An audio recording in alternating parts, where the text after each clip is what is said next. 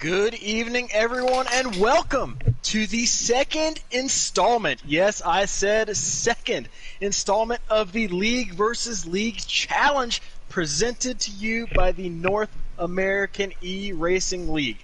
My name is Gator Mike 89.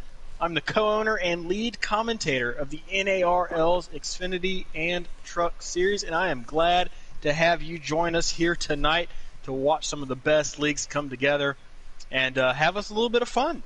So we've got quite the action-packed show in store for y'all tonight. But before we dive into tonight's events, let me go ahead and introduce to you guys my special guests in the booth that I have with me. In alphabetical order, first, he's the broadcaster commentator for the White Knuckle Racing League. I have got Jimster M18, James McCombs. How you doing tonight, my friend? I'm doing really well. Yourself? Oh, I am super excited. I am pumped up for this. It was a great event the first go round, and tonight is surely going to be the same. So I'm glad you could join us here this evening and help us commentate these races tonight. Glad I could be here. Thank you for having me. Yeah. Also, we have the commentator broadcaster for the Giggity Racing League, Puddin' Knievel 98. Puddin', welcome to the booth, my friend. How are you tonight? I am doing great, and you and I sound off the same thing. I'm always like, good evening, ladies and gentlemen, boys and girls, cats and dogs. We are in for ourselves a barn burner tonight. 3 different tracks, numerous different lines. Draft will be in effect at all of these tracks for these guys, too. Teams, we got 8 teams. They are color coded tonight, too. So everybody's number is unique, but the color is who you're going to represent. And let me tell you guys, thank you for the invite up here. It's an honor to have been accepted up here, man. This is going to be fun. I'm excited. Yeah, I definitely have a little catchphrase myself, but I normally reserve that just for the Gnarl races, so I'll leave that out for tonight. But yeah, Knievel, just like you said, we have got 3 races in store for everybody tonight. We have got Auto Club that's coming up first. We have got Talladega Super Speedway. It's going to be the second race this evening. And third, but not least by any means, is Las Vegas Motor Speedway, one of the raciest tracks on Heat 5. Will be the third and final race here this evening. Like Puddin' said, though, we have 8 leagues involved tonight. 8 total. And each league has 4 drivers that they're bringing to the table for a total field of 32 drivers here tonight. James, if you want to give us a rundown of all the leagues that are involved tonight, be my guest. Go for it. Let us know what's happening. All right, absolutely. So the first league that we have going in is the North American E-Racing League. They're going to have the white primary scheme cars racing tonight, and that's also going to be the group that is hosting this whole thing. So once again, thank you guys very much for bringing this to us. We also have Toker Racing League. They're going to be running in green schemes primarily for tonight's event. The Thunderstruck Racing League is going to be running primarily in red schemes. We also have the Giggity Racing League in their signature pink schemes for tonight's event. We have the Blue Blood Racing League, which is going to be running primarily blue schemes. We have the World Racing League, which has their schemes to be announced. We don't know what color their schemes are going to be quite yet. We have the NOS Racing League, who's going to be using their orange, blue, and white signature schemes, just like the NOS energy drink in real life. And then we also have the White Knuckle Racing League, who's going to be running gold numbers and primarily black schemes. Wow, with that that's a lot to take in.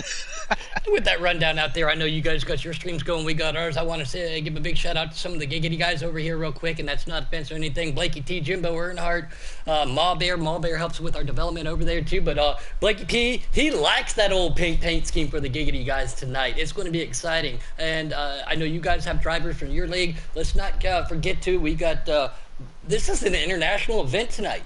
Our one and only Robbie Racing. He's from England, guys, so this is good. This is truly a worldwide 8-team event. It's going to be I can't keep saying it enough. Awesome, fantastic. I'm already pacing. Definitely. We have got drivers from all over the United States, all over the world.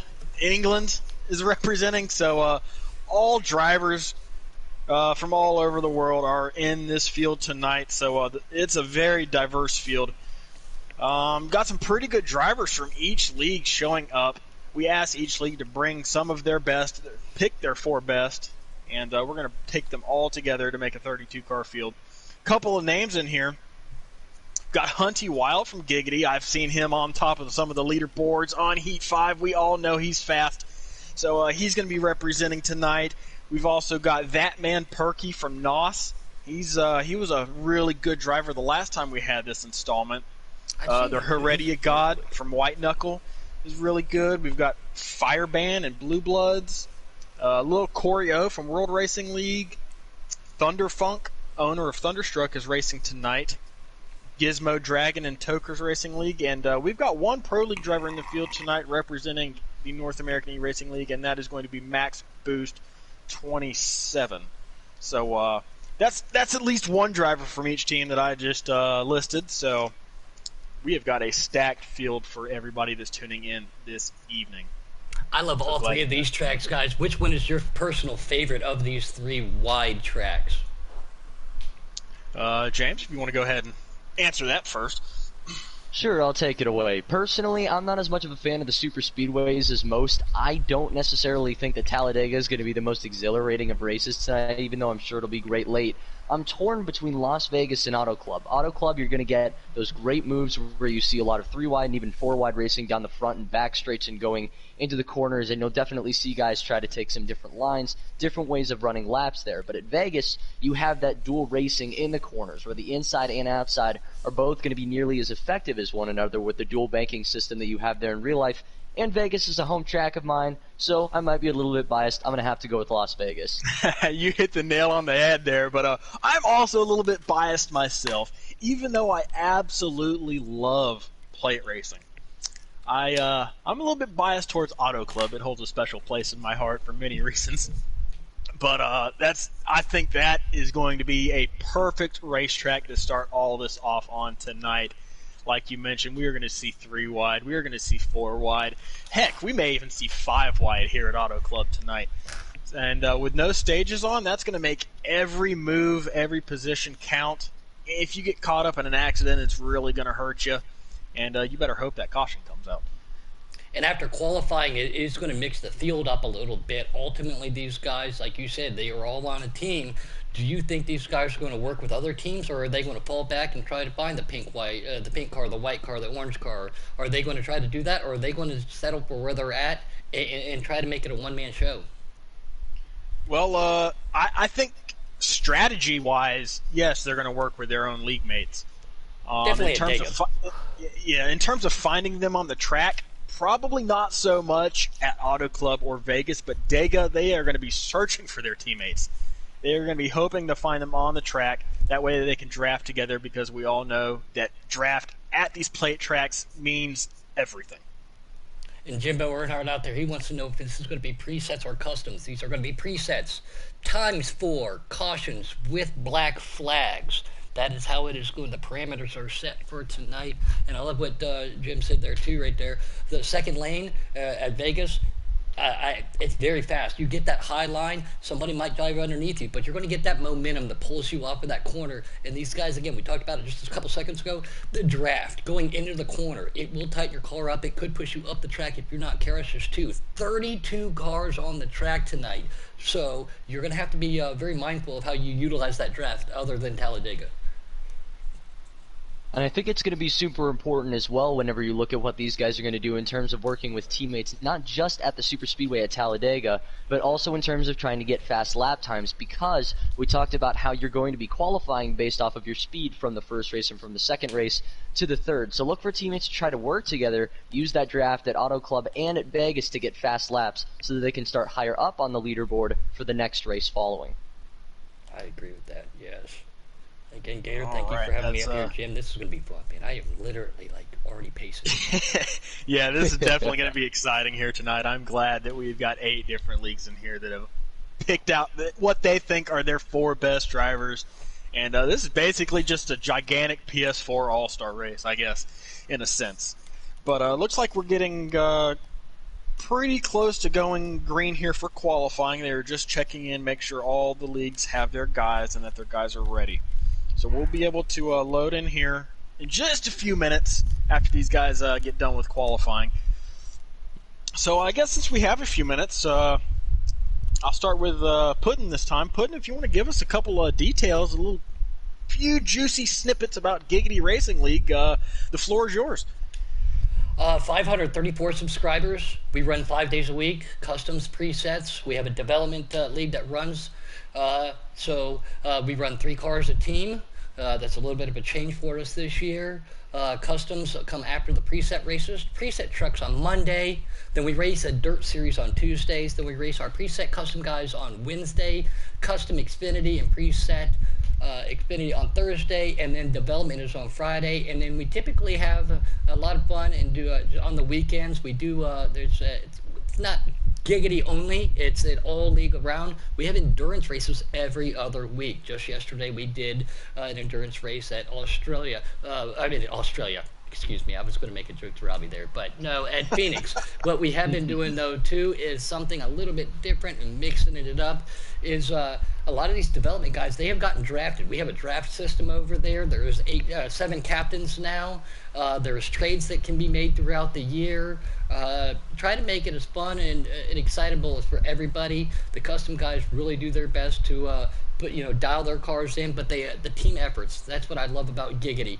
We've had charity events in the past that have helped people out who have been in need. We've raised lots of money for people, the team effort, and the family of Giggity. I always say we live in one big house. We might disagree at breakfast sometimes, but at the same time, we're all there to help each other over there. And I'm excited to see what you guys have over here, too, but for Gnarl and everybody else. This is going to be awesome.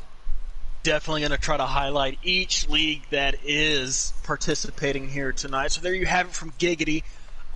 Arguably, I believe it is the biggest league that is taking part in tonight's festivities, the most members, most subscribers.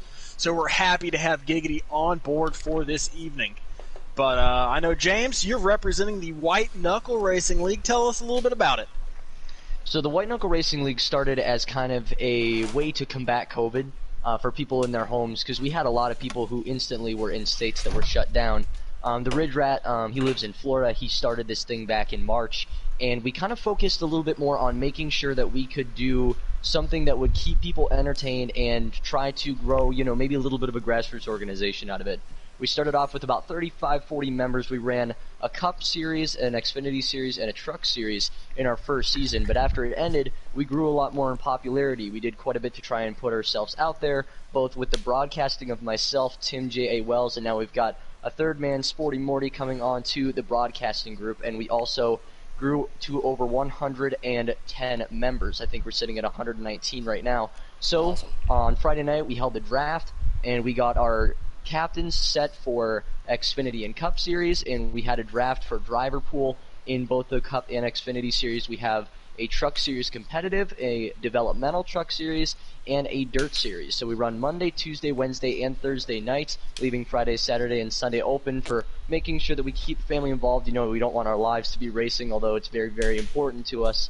And we just do our best to make sure that we entertain everyone that becomes a fan of us, and hope that we can continue to learn and grow from bigger leagues as well and get better so that we can come up and compete with you guys there. That's fantastic. Definitely. You guys are heading in the right direction. Growing just like my league, the NRL, which I'll get to in a minute. But the roster tonight's for Giggity and for White Knuckle are as follows. For Giggity, I have Hunty Wild, I have Nuka Bob Quantum, No Shift Pendle, and confirm this for me, it's Robbie Racing as the 4th member tonight. Correct, Puddin'?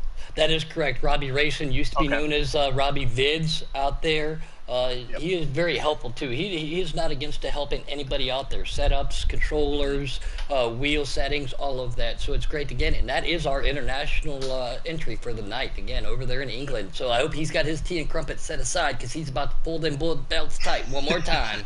Yeah, just wanted to verify that because I wasn't sure whether it was him or going to be K Taddy for that 4th spot. So confirmed, Robbie Racing is the 4th member of Giggity for tonight. For the 4 members of the White Knuckle Racing League, we have got Coach Matt, we've got Jose Protege, the Heredia God, and Billy Boy Roy 538, the 4 members representing the White Knuckle Racing League here this evening. And somebody to keep an eye on out of that I know for a fact is Coach Matt. Very fast. Good friend of mine, too. All right, so Coach Matt, somebody to look out for the White Knuckle Racing League, WKRL, one of the hottest up-and-coming leagues here on PS4. But these guys right now are in qualifying, so we've got a few more minutes. So I'll go ahead and introduce the North American E-Racing League tonight. I'm Gator Mike. I'm one of the co-owners for the North American E-Racing League. We are proud to host this event for a second time. What a success it was after the first time. But the North American E-Racing League is a preset league here on PS4 NASCAR Heat 5. And currently we have over 60 members with a unique roster for each series, Cup, Xfinity, and Trucks. We run 5 nights a week depending on the series. So we are glad that everybody could come join us here tonight. And we are happy to have everybody's support, and we keep growing as well. We are over 250 members on Facebook and Twitter, and like 175 subs on YouTube, something along those lines. So thanks for all the support for that. Tonight, representing the North American E-Racing League, we have got Captain Killam, who is a 2-time Final Four driver in the Cup Series for the North American E-Racing League. We've got You Already Heard. He is also a 2-time Final Four driver in the North American E-Racing League. We've got Shadowhawk 24/7, who is the reigning defending Cup Series champion for the North American E-Racing League. And we've got Max Boost 27. He is the Season 1 Xfinity Championship for the NARL and current Pro League driver for Chip Ganassi Gaming. So we're glad to have those four representing us here tonight. Hey, Jim, I just want to give you guys a shout out there for what you guys are doing with the league. COVID is a very real situation. I just told you guys right there while we were out there. My wife is travel nursing. She is working on the COVID floor. This is a very real situation. So for bringing awareness and helping out in that kind of situation, thank you for what you guys are doing. That is completely awesome, man. That is just because people, guys, they don't want to believe it, but I know I even look goofy in a mask too. But wear your mask, stay 6 feet, and we will get through this. But thank you for what you guys are doing, Jim. And thank you guys so much for continuing to support the COVID Fund as well. I know everyone is working very hard to make sure that we stay as safe as possible. We've already had quite a few people in our own league who've already been battling through COVID, and I know that we have people throughout the NASCAR community and throughout several other communities in gaming and just all around in the cities that you're in. So wherever you guys are, remember to continue to do what's right, continue to follow what your government says locally and nationally, and we're all going to get through this together. That is facts. Very well said.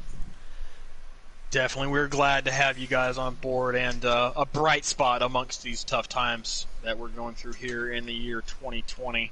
But these guys are almost done with qualifying, so we'll be able to get the results for you guys here shortly, as I believe they are on their last lap, if I'm correct on the stream. Real quick, guys, too, I don't mean to take away. Again, I'm not going to be biased towards Giggity, but I do have our YouTube pulled up. Tom Horton, he's always muted as normal. Mountain Dew's out there, but I want to say a big old shout out to Rennie out there. Anthony Carf, we know him as Big Carf, is a dirt driver. His daughter's been going through a lot lately. He said she is watching right now. What's up, young lady? Glad to have you out there, Mini Carf. All right, as my viewers notice on the NARL stream, we have got the chat bar up on the right-hand side of the screen. If you guys can keep that clean, we'll be able to have some fun with that tonight. If you have any questions, please ask us questions. If you have anybody you're rooting for, shout them out there in the chat bar. And I've already got a question here from Nicholas Fisher. Do you think the drivers that race in multiple leagues that you're in will help their other league members out? So, Ooh, that's a good question. Yeah, so if you've got multiple leagues that you're running in, maybe 2 different leagues, and both these leagues are in this race, which league are you going to be helping out? Do you think they're going to help out the one they're representing, or maybe even their quote-unquote opponents here tonight? You almost got to go color-coded, Jim. I would imagine that for the guys that are going in here, they would have to think a little bit differently based on personal relationships versus their league relationships. Do these guys want to help out with a bunch of their league mates that they've never met in person, or do they have people that they've raced with in leagues that they also have a personal relationship with, say a friend or something like that, that they would rather help out instead? It actually is a very, very good question and something to give just a little bit of thought to. All right, as these guys are just loading back in from qualifying, so let's see who gets the pole here. Be able to announce that in just a second, as right now it's got the little point screen that's popping up. During the pre-race right there, I was just clicking through the cars. I did go over just for the giggity guys over there to let them know I did change my car over to pink, and Rennie's out there looking at that screen right now. She's saying, "Go pink tonight." This is going to be awesome, man. And great, sweet young girl. Like I said, going through a lot. Carp's a great guy. But I did an honor to be up here in the booth with you guys to represent this. And I think this should be a quasi-annual type of obligation, you know? Mix it up, put some different drivers and stuff out there. Definitely. As I'm waiting for Killam to scroll through his starting order here. He's not helping me out much with that. So before we get things started, I'm going to try to keep points for you guys tonight and update them after each race. I'm going to be using the actual NASCAR point system. So 40 points for the winner and 35 descending for second on back. For Talladega, which has stages, I will be using the stage points for the top 10 like normal. And that way we can kind of come up with a driver's champion tonight and a team champion tonight, something fun, and see who's got the ultimate bragging rights after this is all over with. So there's an opportunity for not only one but two championships tonight, a team championship with the collaborative of points from the drivers, and then an overall drivers championship. I really like that. Yeah. And pole sitter is Billy Boy Roy. Is going to take the pole here for Auto Club this evening, so he has got the prime starting spot to lead this field to green and start off the action here tonight at Auto Club. So Billy Boy Roy representing the White Knuckle Racing League with the pole here tonight. James, I'm sure you're pretty proud about that. Absolutely. He's one of our guys that came in very recently, actually, over the offseason as one of our new members, and immediately got drafted in the first round of our Cup Series draft. So definitely a fast guy and someone to look out for sure. And it's really cool to talk to you guys about different leagues. I don't drive in anything else, especially with obligations like that over here, but to see how you guys work with the draft and teams and everything, just like Giggity does. Everybody's got their unique twist on everything, and I really do like that. Yeah, all the leagues want to be competitive. They want to be better than the rest. But at the end of the day, we all have the same goal in mind, and that is to have fun. We're all here to have fun. We're here to race with our friends, have a little bit of competitive competition here on the PS4, get away from real-life scenarios like what's going on in the world right now. So this is kind of our getaway here tonight, and that's what all leagues are here for, is just to have a little bit of fun. And at the end of the day, frustrations do raise. You know, we virtually throw helmets at each other and talk. Absolutely. But, you know what I mean? But at the end of the day, though, it is about fun. And that's especially like you guys talked to about 2020 has not been very good to us. If you're on here, this is the Heat 4, Heat 5, the Heat community is not as big as other games out there, you know, so most of us have seen each other's names. We've raced with each other. There's no need in getting upset with each other. Things do happen. It is racing. Unfortunately, you get in some of those pub lobbies, and you know what does happen there at times, but it's all about, at the end of the day, going to bed with a smile on your face, having fun, and just talking with your buddies online, because traveling around, I don't get to see my friends from Ohio anymore. So I have met very good friends out here because of Heat, and I appreciate all of that. But that's what it's all about, is the fun factor. Those pub lobbies are kind of like the game Wreckfest. Oh yeah, absolutely. Yeah. You need two Hans devices for those lobbies. As looks like Captain Killam is unpausing the lobby right now, so I'll be able to load in here in just a second. I'll send you both invites. All right. As I'm and the one good thing also that you have to talk about tonight, no short tracks, so hopefully that virtual helmet throwing doesn't necessarily happen. We don't exactly want any Tony Stewart helmet launches at a different car in a race tonight. Something I'm a favor of, and a lot of people are. I like road courses. I don't mind them. I know some people do, though, but... Yeah. For me, it really depends on the road course. You know, you look at certain road courses like Sonoma. Anything but Sonoma. Yeah, really pretty much anything but Sonoma. But you look at road courses like that where you see a lot more change in your elevation, stuff like that, and you start to have problems with stability controls, things like that. But at a place like Road America or Watkins Glen, I can totally understand that. So for this first race here, I know we're just loading in now. Bear with us here in the booth as we try to navigate through all these custom. We're good to accept? Oh, can we accept the invite? All right, there we go. We are accepting to all you guys out there in the Giggity YouTube land. Let me blue screen just for one moment. I don't know if you'll be able to hear them, but we are going racing, boys and girls. Auto Club, 2 lanes. That second lane is very fast. We all know that. Yeah, as I am loaded in already, I am on board with Billy Boy Roy, your pulse hitter, looking.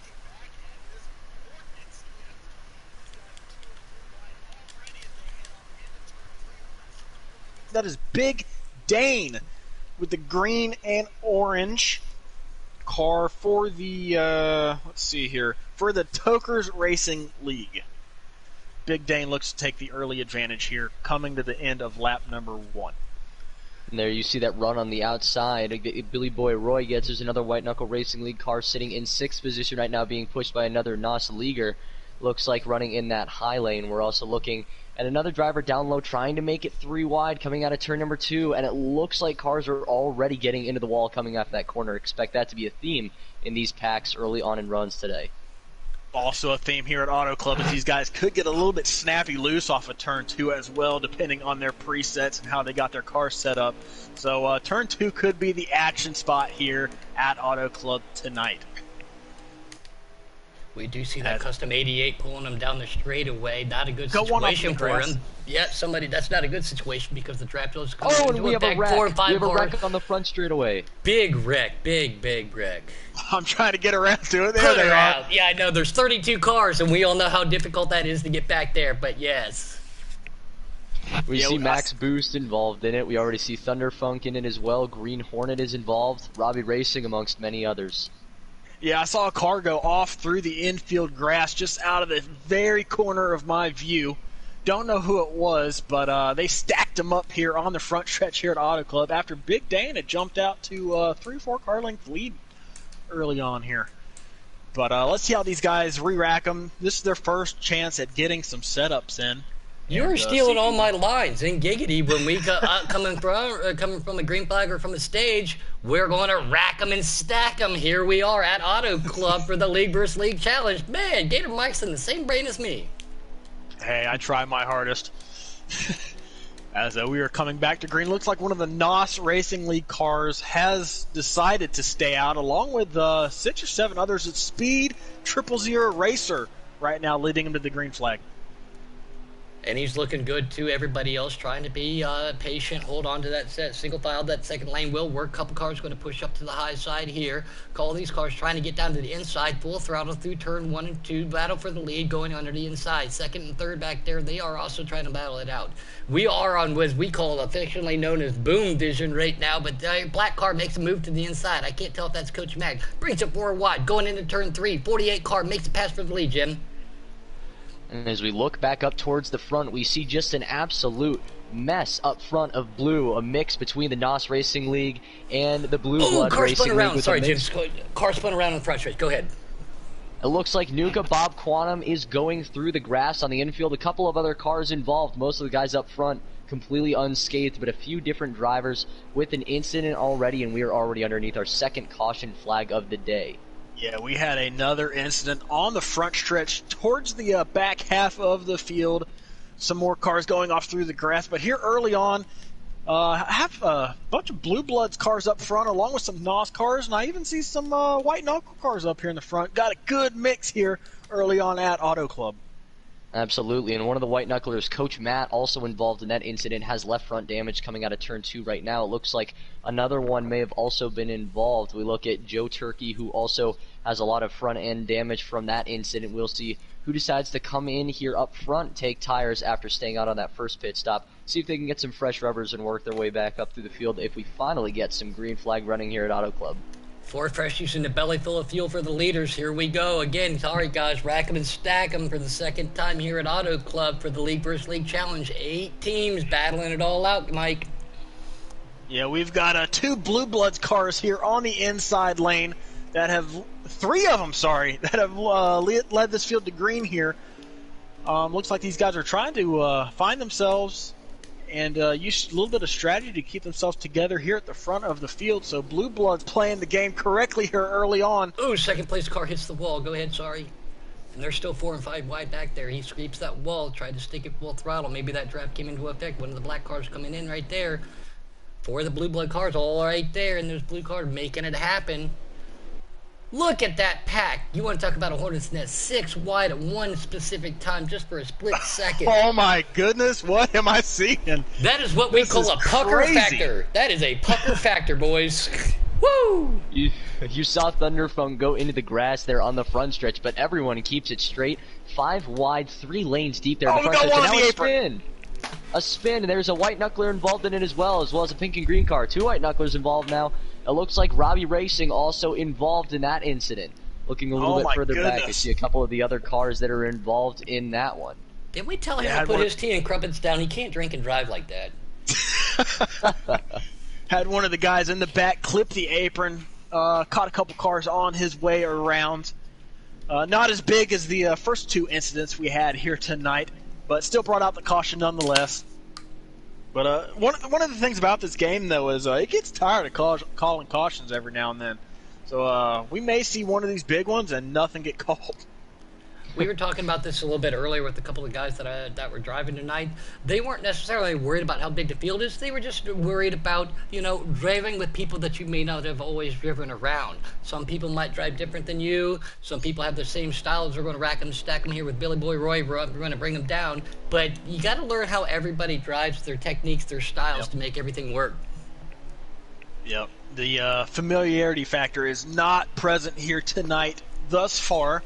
These guys are not familiar with racing with some of these other league guys, so it's going to take them a few laps here to get adjusted to each person's driving styles, as Billy Boy Roy is maintaining the point here at Auto Club.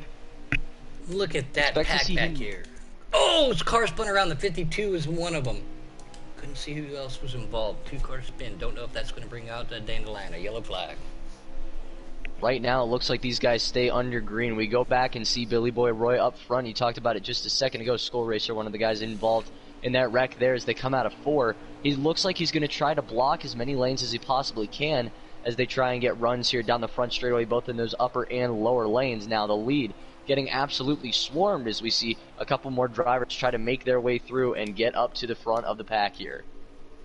I'm on board with Speed Racer 00 right there. He's appearing about being the 6th or 7th. He is in that Hornet's Nest up front, trying to keep it up the car on the outside. The draft, again, they are utilizing it right now. These guys back here have to back this corner up just a little bit. Billy Boy Roy is still going to lead him down that second lane, though. As long as you follow that contact being made, there's a caution. Yeah, that second lane, though, if you follow that tar mark on that outside line, the drive you get there, too, is pretty incredible. Yeah, these guys almost found a groove there for a minute. The keys to the racing tonight is going to be able to find a groove, get kind of strung out here, and just log some laps. So these races are going to go pretty quick here if we have a bunch of cautions. But these guys still have 36 laps remaining here at Auto Club, so plenty of time to go from the back to the front, make some moves, strategy plays. Still no rush.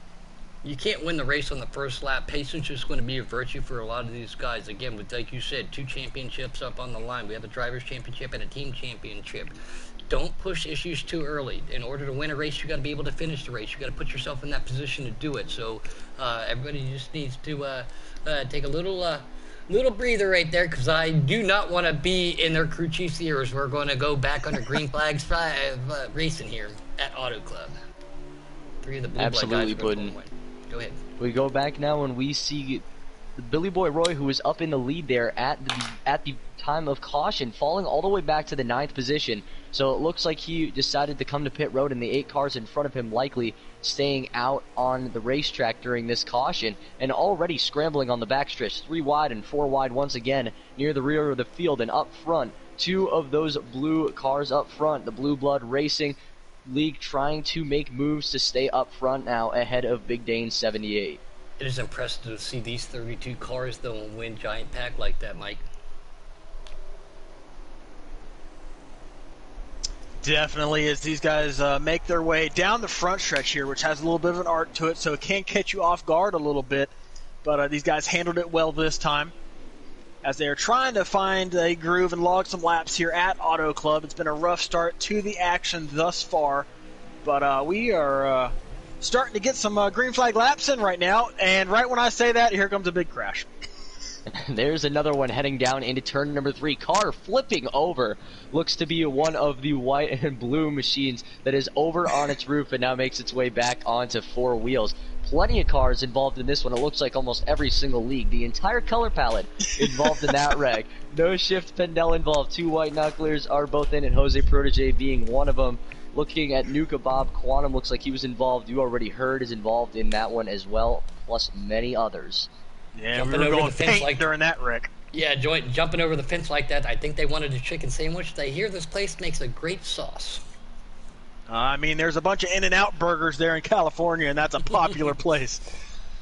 From what I hear, I have no opinions on it because I've never had it. I mean, either. I'll tell you what, from being there, it's very much true. In-N-Out, one of the best burger places in the world. It's awesome.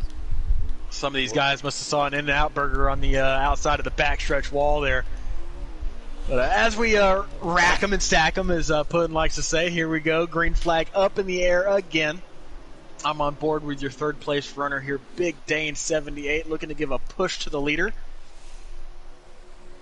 And is going to do so as they head off into turn 1 yet again here at Auto Club Speedway. Yeah, Wreckfest definitely can pick and choose his line right now. Everybody behind him is going to make their mind up. Are they going to go with them, or are they going to go to the inside? 3 cars to the inside, making a draft for us to the outside. That does not work for him. Again, Auto Club being wide enough that you can utilize 2 or 3 lines. Back that corner up just a little bit, and you still can make that turn. On board with back here. Man, and about 5 the wide for the lead. Yep, I'm watching it right now. On board with Danny. Danny Sorry doesn't to know what interrupt to do. you, but it got wild. Woo! These boys are, they know it's time's clicking down with these 25% races. And again, 4 times tire wear, overdriving these cars like that could eat these tires up.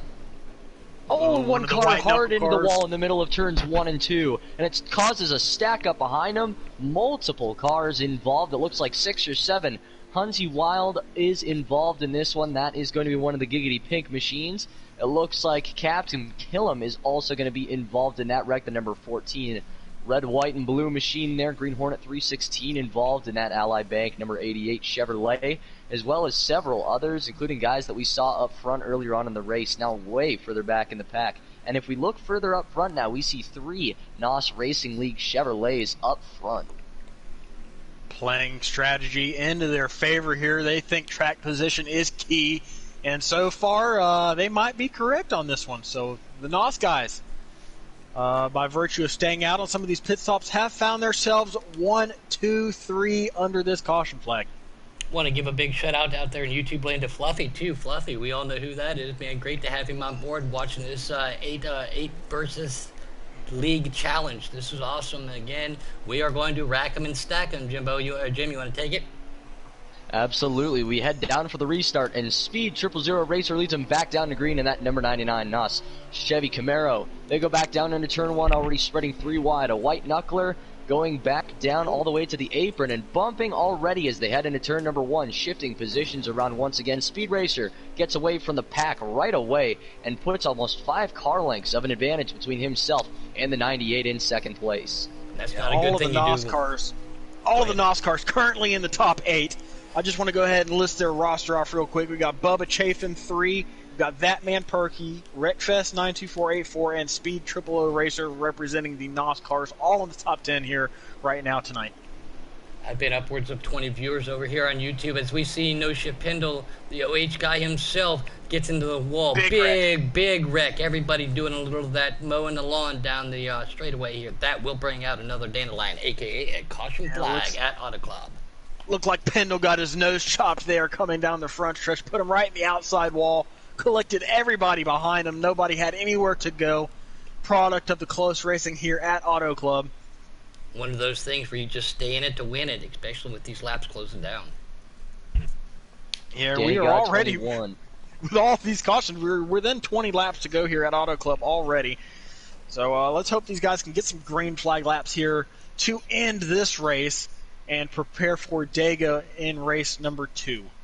And just for everybody out there in YouTube, sorry to cut you off, Jim, for the Giggity guys, we are not going to cut off. We are going to go straight from race to race to race, so please stay tuned. We looked at two of the Toker Racing League machines that both got involved in the wreck that time around, and unfortunate to see for them, because now as they start to run a little bit further back in the pack, none of their cars look to be running further up in the pack. So let's see if they can make their way up through pit strategy, if we can get a green flag pit stop here as they go back down to green already, starting to flare out as they get back down into turn number 1. Rackpass takes it on the high side right there. He's got a big line pushing him. Going to fall off the pace just a little bit. His teammate, the 99 car right there. The 21 is going to go down to the inside, utilize that line. They are 3 and 4 wide, 4, 5, 6 back here.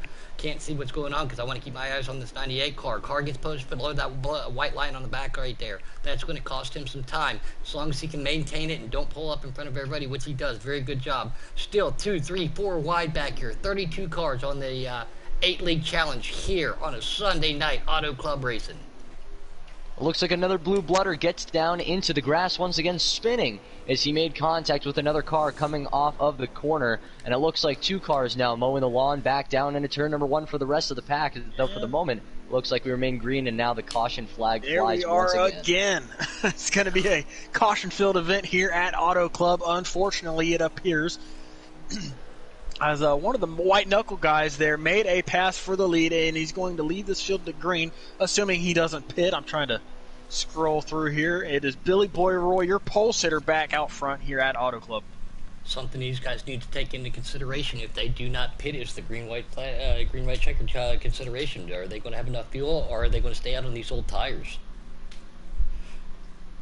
Definitely an interesting thing to follow, and right now it's gone back and forth. The lead between Billy Boy Roy 538 and Speed Racer from the Nascar Racing League, Billy Boy Roy from White Knuckle. It's back and forth between these two so far today for the lead, and I'd imagine if we went green that it might be these two for the lead. They both decide to go in for tires and fuel, and that puts them back in the 7th or 8th row here as we get ready to go back down to green here at Auto Club Speedway. Racking him and stacking him. 2 of the pink cars going to pull him down there. Nuka Bob Quantum's going to pull him down. He's going to try to go down to that white line as quick as possible. One of the other pink cars goes right there with him. Again, utilizing that first line. Everybody knows you can go full throttle. Still trying to maintain that 2 line wide. You get that draft in here. Can they make it work? Will it go 4 and 5 wide? Yes, they go. We've got 2 Giggity cars followed by 2 Thunderstruck cars here in your top 4 at Auto Club. One car, the black one, makes a move until he goes down below the white line. Got to be careful to go out doing that because it will get you loose and spin you out. You don't want to do that. One of the green cars, he tries not to get shoved down pit lane as they are battling it out. 21, Nuka Bob Quantum is going to be credited with that lap lead. Got 2 North American E-Racing League cars on the outside in Shadowhawk, 24/7, and Max Boost, trying to make the high lane work as these guys get checked up in the middle of 1 and 2. And a big move by the number 78 underneath in turns 1 and 2, goes from 6th to 2nd in just 1 move by staying right there on the bottom line. And now trying to track down Nuka Bob Quantum for the lead as they head down into turn number 3, using everywhere on the track, all the way down to the apron underneath that white line, and now a crash in the middle of turns 3 and 4. 2 more of those green TRL cars involved, along with Max Boost, and he collects a couple more coming out of 4. And something that we talked about too is not only you have a race with some of these people, the wheel to controller factor. Some of these people might be banging sticks. Some of these guys might be out there turning the oval, So these, they're going to figure everything out, and things do happen. We got Nub out there too. What's up there, Nubby? Great to have you on board. Yeah, is there any advantage to having a wheel or a controller versus the other one? I was a second and a half quicker when I switched to a wheel. All right. Well, there you have it. That was a quick answer. Yeah. The throttle control, the force feedback, so you can actually feel the car, it makes a big difference in my opinion. Some people do prefer to bang those sticks, though. I've been a proud user of the Bingo sticks for about 14 years now, ever since I got a PS2 when I was about 3 or 4 years old. So, unfortunately, I never got to try the wheel. I've been sticking with a controller, so I couldn't give you a straight answer, but I know that I make some magic happen on the controller every once in a while. And we're going to rack him and stack him as the one car, the red, white, and blue, pulls it down. Looks like he's got his teammate right there with him. Everybody, again, still trying to utilize that draft, but not go too crazy. But towards the end of the race, things do happen. Pit strategy once again came into effect there as they come out of turn number 2. An entirely new slew of cars. Once again out front, you see a couple of the Nascars back up front. Honey Wild, one of the Giggity machines, is up front as well. Yeah, we've got 3 Nascars currently in the top 5. They are playing strategy to perfection here tonight to keep and maintain that track position. As your current leader right now is Max Boost 27 in the 1 car out front, followed closely by Speed 000 Racer in second place, and a Blue Blood driver there in third. Apologize to everybody out there in YouTube land. With 32 cars, it is hard to get clicked through to everybody. Second, third, fourth, and fifth back here. Even sixth, mixing it up 4 wide, coming out of 2. Pink car making a move to the inside, too. And we got 3 blue cars and Coach Matt. That's who I'm on board with. He's going to utilize that draft. Go down the middle of it. Pink car's going to hold that up. That means he's going to have to back that corner up. That high side's going to work a little bit better for those 2 blue cars. Looks like they get a little bit stacked up in turns 3 and 4 now. I'm following along with Dylan 51792, and a big crowd of cars behind him, and someone's spinning coming out of turn number 4 back down the front straightaway, once again mowing the lawn. Just a 1-car incident, and it looks like the green flag will stay out. I'll try and get the name on who that was spinning through the infield as we head back through turns 1 and 2 now. Back here in the middle of the pack, they're 3-4 wide coming off, going down that backstretch, long backstretch. Hit that tall skinny pedal on the far right, back it up just a little bit. Captain Killam looking really good, and I'm a little biased to that paint that paint scheme because I was a veteran of the Air Force, but I love that number. That was my old man's racing number before he passed. I love that 14 car, except for it's a Mustang. Right. Never mind. It's no, I'm a Chevy guy. Sorry, guys. About 5th on back right now is all stacked up 2 by 2, with the top 4 trying to stay single file, breaking away from the rest of the field. We are coming to, we are going to have, I can't tell, 6 laps to go here at the line. Looks like the Nascars have done an amazing job of being able to stay up front, currently holding the top 3 spots, and that was Thunderstruck 10 that was involved in that single car spin coming out of turn number 4. No caution called, he falls to the rear. Part of what I believe is the Thunderstruck Racing League. Unfortunate to see there. Not too many points likely heading their way, but they still have 2 more races. We look up front once again and see those 3 Nascars. And do you think that this was all strategy-based, or do these guys really have that crazy amount of speed to be able to stay up front as there's a wreck once more heading down into turn number 1? Oh, I'm on board with it, and that one car went to the taco stand. He went 60 feet in the air. I think a lot of this has to do with adrenaline and pride, not only for your league, but yourself. That does bring out the caution here, and I believe we are going to have a 2-lap shootout here to the end of this after all things are said and done with this caution. Maybe 3 laps left somewhere in that ballpark. Oh, I'd go full send on it. Don't pit, stay out. Full send is what's gotten us in this position here. But... Well, I'm just saying stay out right now with 32 cars. Position is key to get a good finish. Yep. I think track position right now trumps fresh tires. We've seen that most of this race. If you get caught in the back, it's going to be hard to make your way through all of this traffic back to the front. And this is so cool to be up here with different broadcasters and commentators. I didn't mean to cut you guys off, but that we all do this so much to be on the same page. This is a unique experience for me, and I'm enjoying it as we're going to get ready to go. We've got 2 NOS, 2 White Knuckle here as we lead them back to green. I'll see how many laps are left. That is Speed Racer going to bring them down on the pull. Black car makes a move to the outside again. They're getting a little racy in the back there, Jim.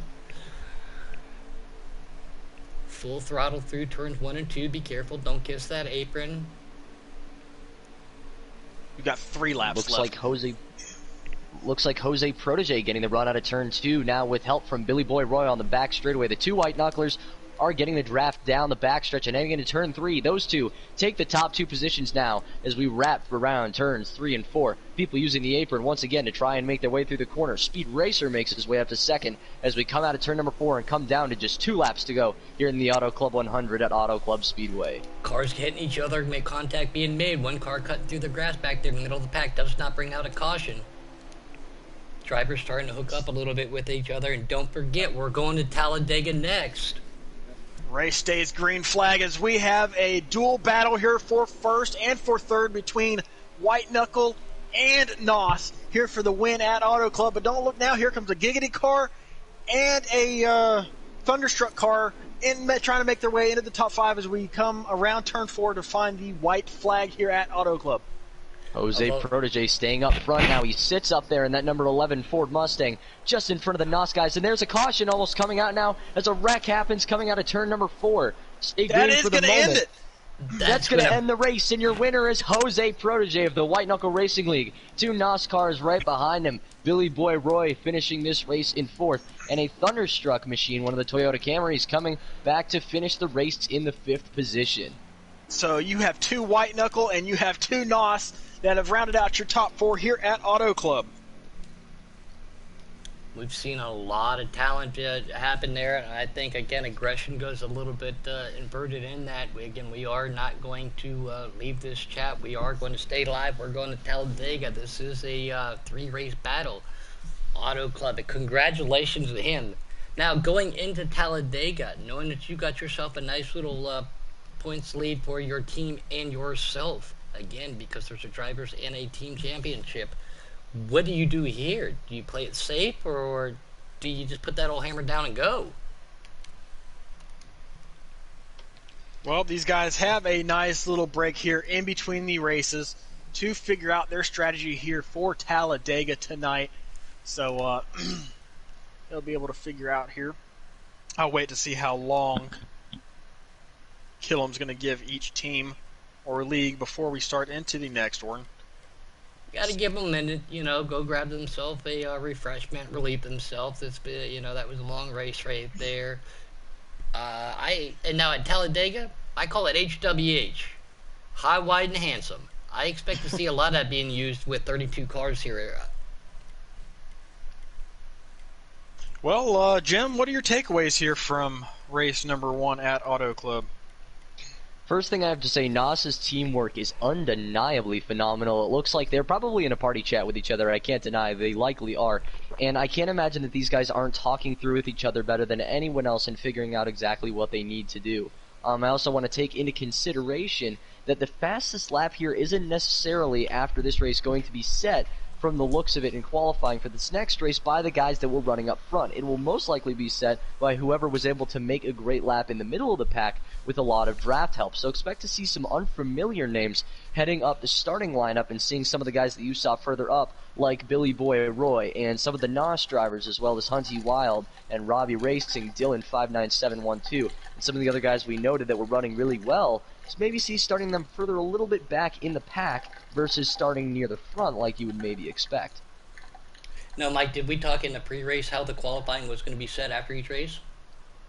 Yes, the qualifying for Talladega is based off of the lap times here at Auto Club.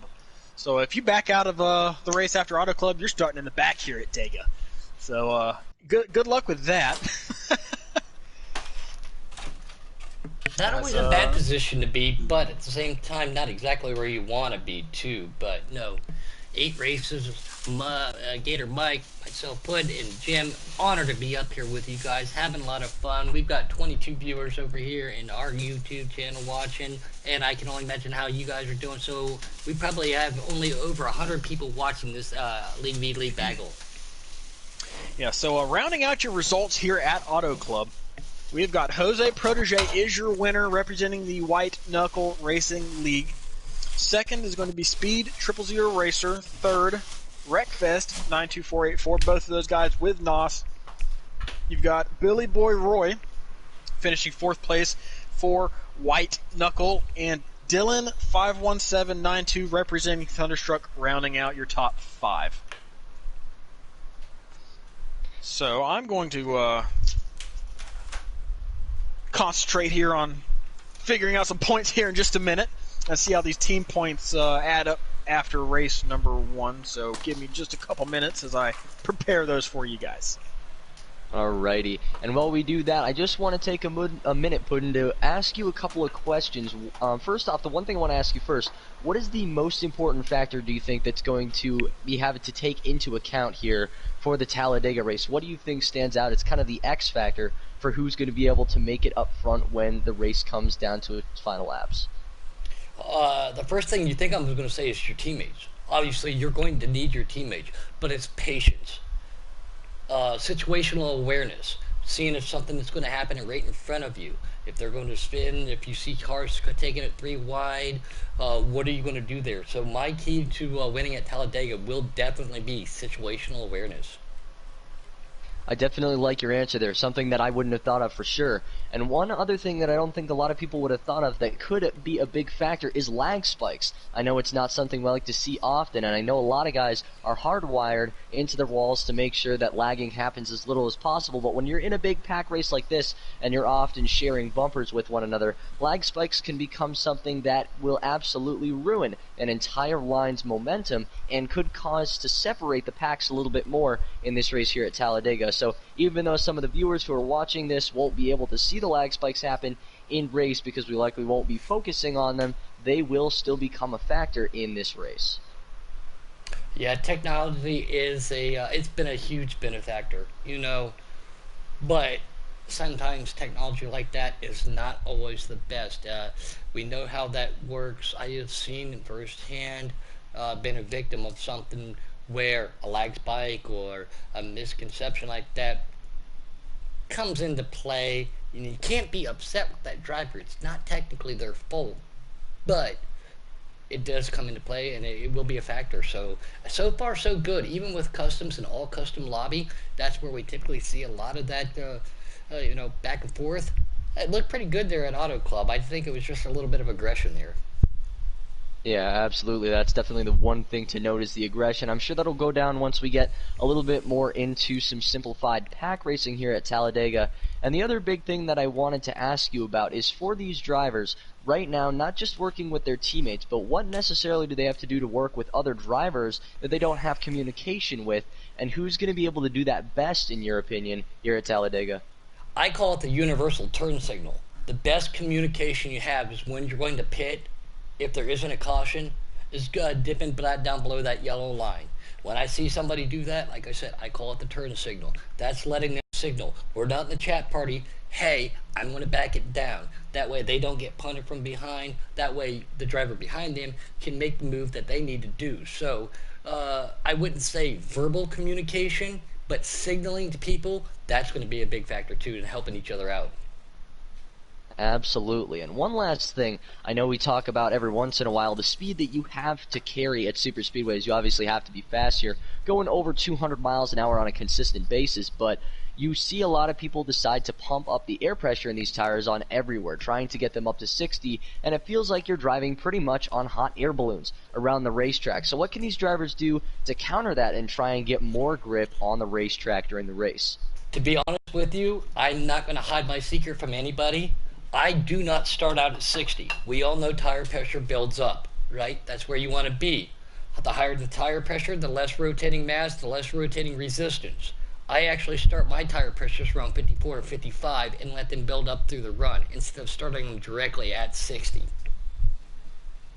Definitely an interesting point you make there, not to go all the way up to 60. Something I really like as well from your strategy standpoint. One thing to note here, we are using presets, so you're going to see these tire pressures start off with 28s on the left sides and 50s on the right. So look for these guys to possibly pit as often as they can in case they get a long green flag run, just to get those tire pressures as high as they can, because that will allow them to carry more speed in a straight line here at Talladega.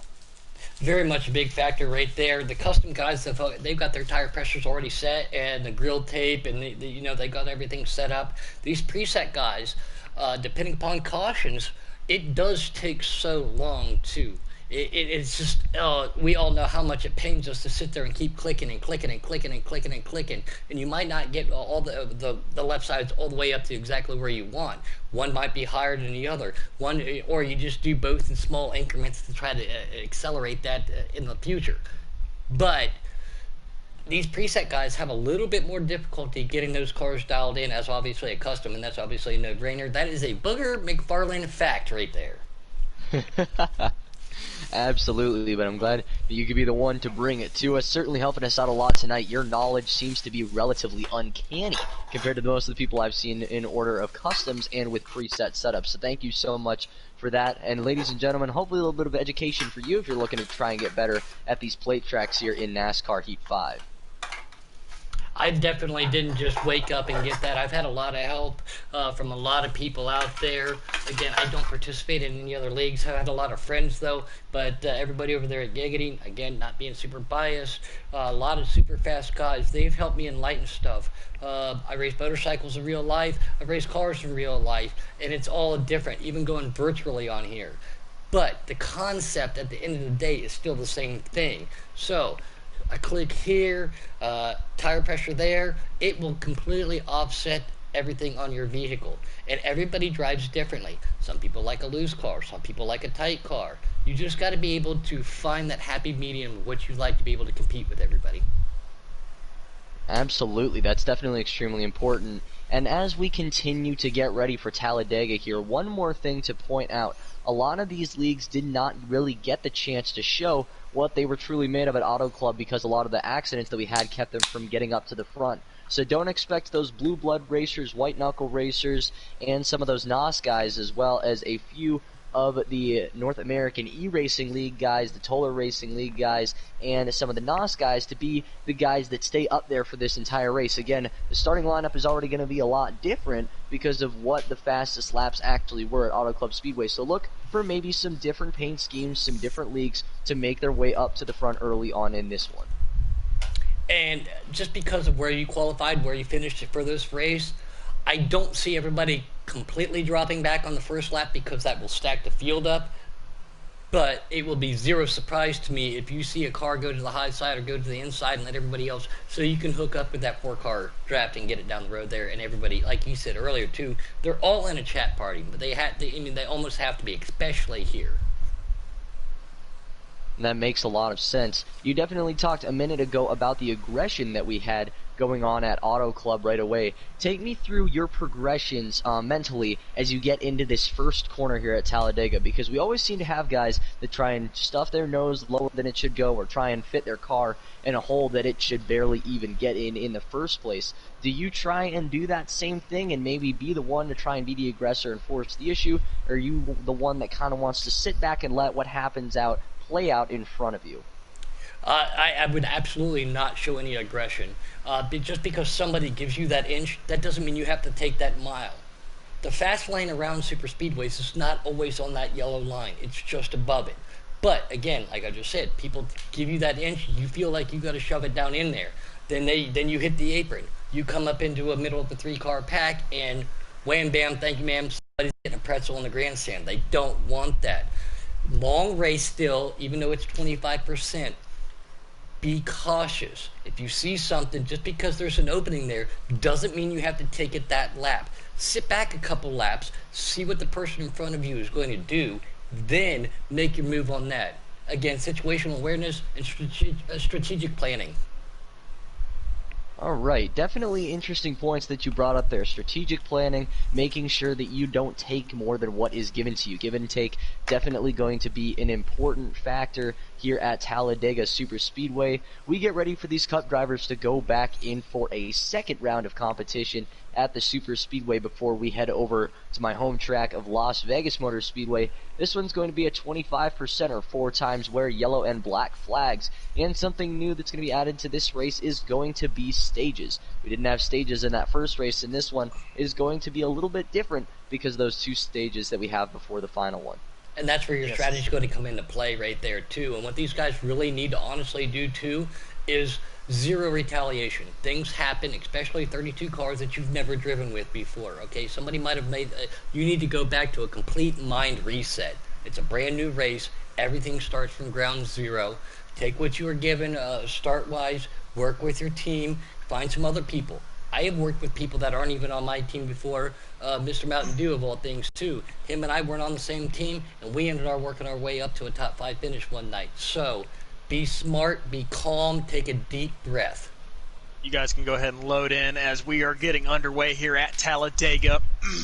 Pole sitter.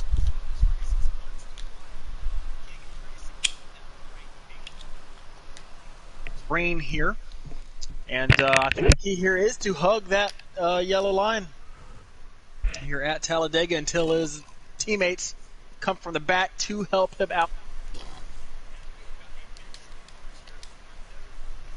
Together, The closest guys are, looks like the White Knuckle Racing League. They've got 2 on the outside, 2 on the inside, about 6th place.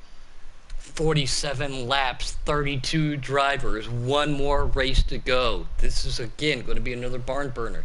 Do you fall back? Do you find your teammate? Do you just work with the person in front of you? In order to win that race, you cannot wreck. You got to be able to put yourself there. To win a race, I said it earlier, you got to be there at the end. Work with what is given with you. Absolutely. We look at Honeywild now leading as we get down off turn number 2 for lap number 2. These cars fully up to speed now. 3 White Knucklers running 3rd, 4th, and 5th, getting together there in their Ford Mustangs and Chevy Camaros. In 2nd place, we have Big Dane 78 and that number 88 machine for TRL. That would be Toker's Racing League. And from there on, we have a big run on the inside line before the outside line starts to form, about 12 or 13 cars deep. The Wild going numberless, just representing his team. Everybody again going to that single file line. I've seen it before in the past. 25 cars. I was even involved in one of those nights. 232 miles an hour in a 25 car draft. It is intense. Everybody just trying to hold on to what they got. 2 cars back there making that high line. Try to work, but power is numbers here. The more the merrier. That's how you get the draft to work. As I am almost done with points here after Auto Club. Get those here in just a second. I'm taking a look right now at Billy Boy Roy again. Finished 4th in that race at Auto Club. Sitting 4th currently here at Talladega for White Knuckle. Not trying to be biased here. I know I'm giving probably a little more coverage on my screen to those guys than some of the others. But trying to talk about everyone evenly here. We look a little bit further back now at a car already getting into the grass. It looks like that's the number 48 machine, I believe, that came back down into the grass and now back up on the racetrack in a wreck. A wreck in turn number 1 already here. It looks like King Joey 1986 and the number 88, one of the guys involved for the Thunderstruck Racing League. Shadowhawk already leaving this race in his number 43 white Chevy Camaro. And this is what you were talking about earlier. The leaders definitely don't want to see this, but everybody else does. This is the opportunity to come down and get your preset dialed in, make your adjustments as need be.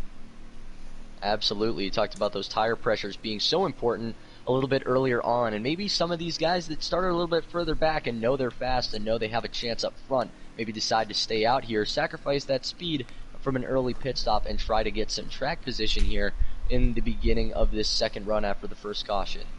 As it looks like the Shadowhawk car for the North American E-Racing League has DNF'd here early on at Talladega, maybe lagging out. And another thing of note, we did have a driver change for the NARL. Max Boost is sitting out this race due to some internet issues, and the alternate for the North American E-Racing League, Draven64, has been inserted into the field here at Talladega as the White Knuckle guys lead them back to green.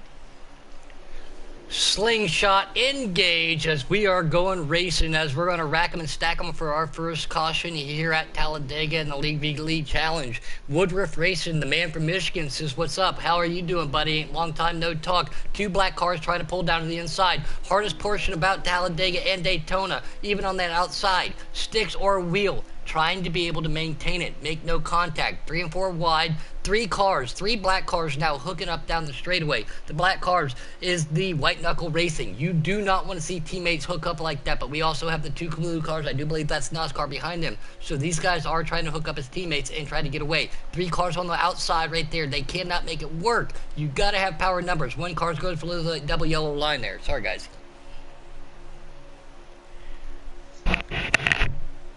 All good now. Updated points real quick.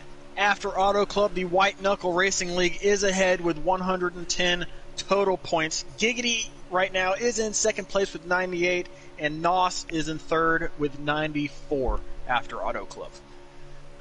Definitely still really close on points for a lot of these teams, and expect those numbers to possibly change not only in the top 3 but in the standings as a whole, and expect to see maybe 1 or even 2 new teams with this run at Talladega make some changes in the point standings and try and shift a couple new teams up towards the top of the charts now. Again, we see those 3 White Knucklers up front, 2 NOS Racing cars behind them, and then a plethora of the entire color palette as we move back down to the inside line. Almost everyone down there, but we see 4 or 5 cars still running that high line trying to make it work up top here at Talladega.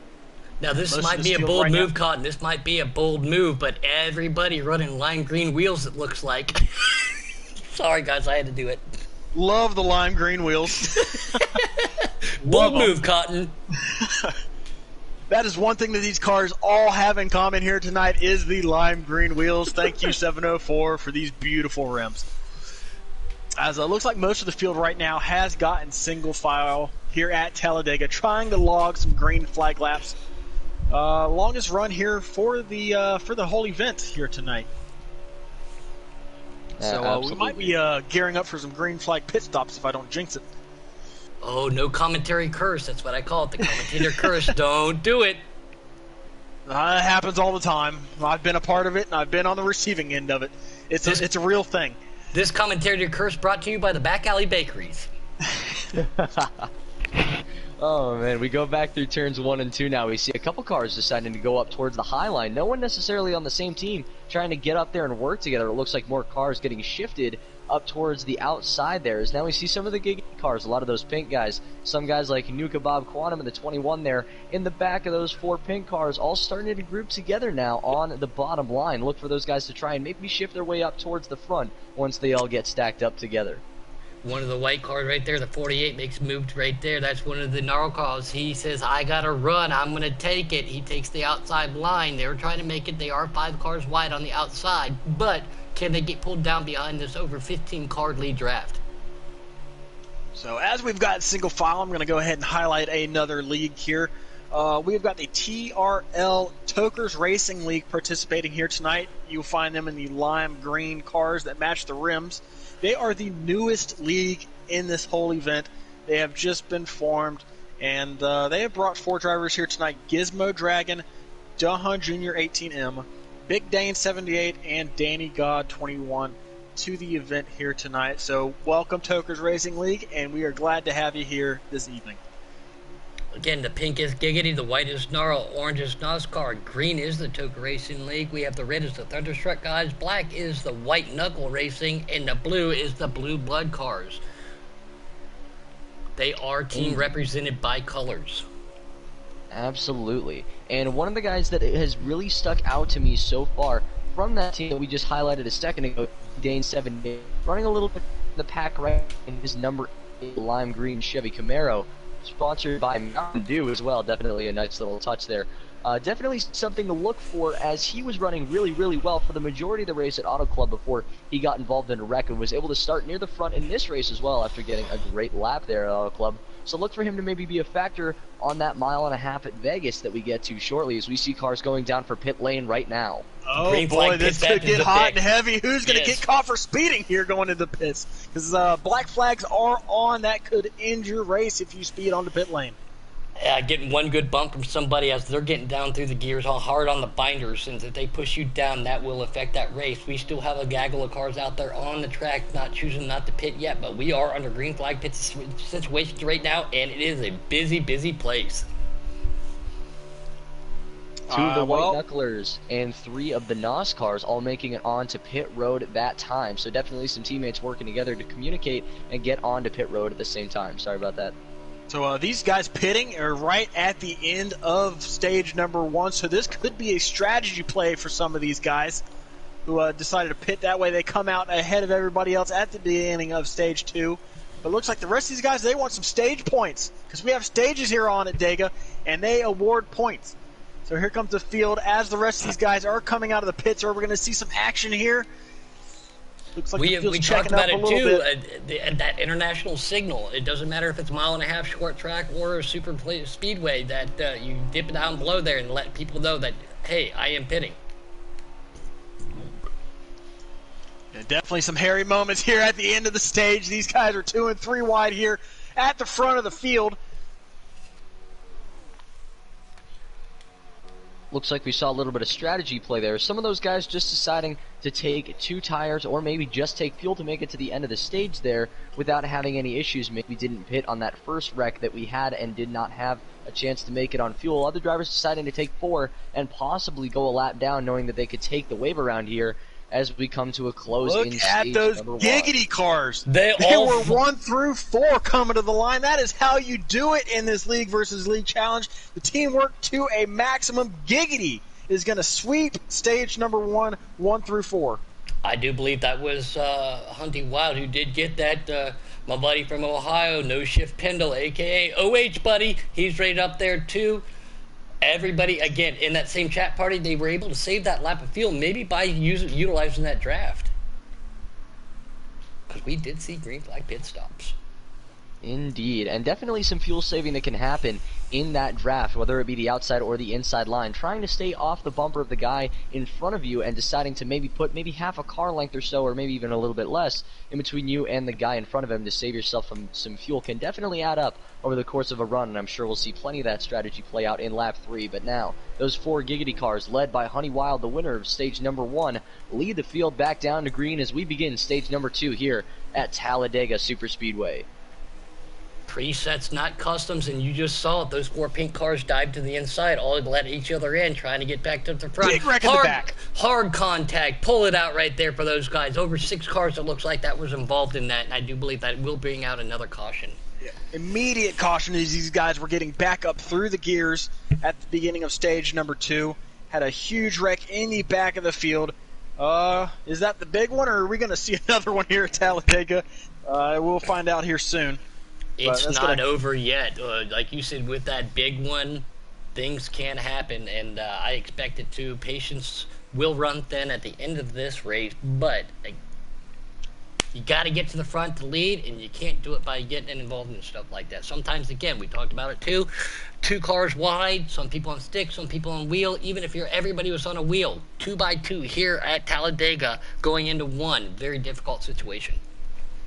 Absolutely. 3 of those Nascars getting involved in that wreck there, as well as one of the drivers that I highlighted just a minute ago, Big Dane, part of that green team TRL, Tokers Racing League. And now we go back to green with some guys deciding to come in, some others deciding to stay out as we get back down to racing here at Talladega once again.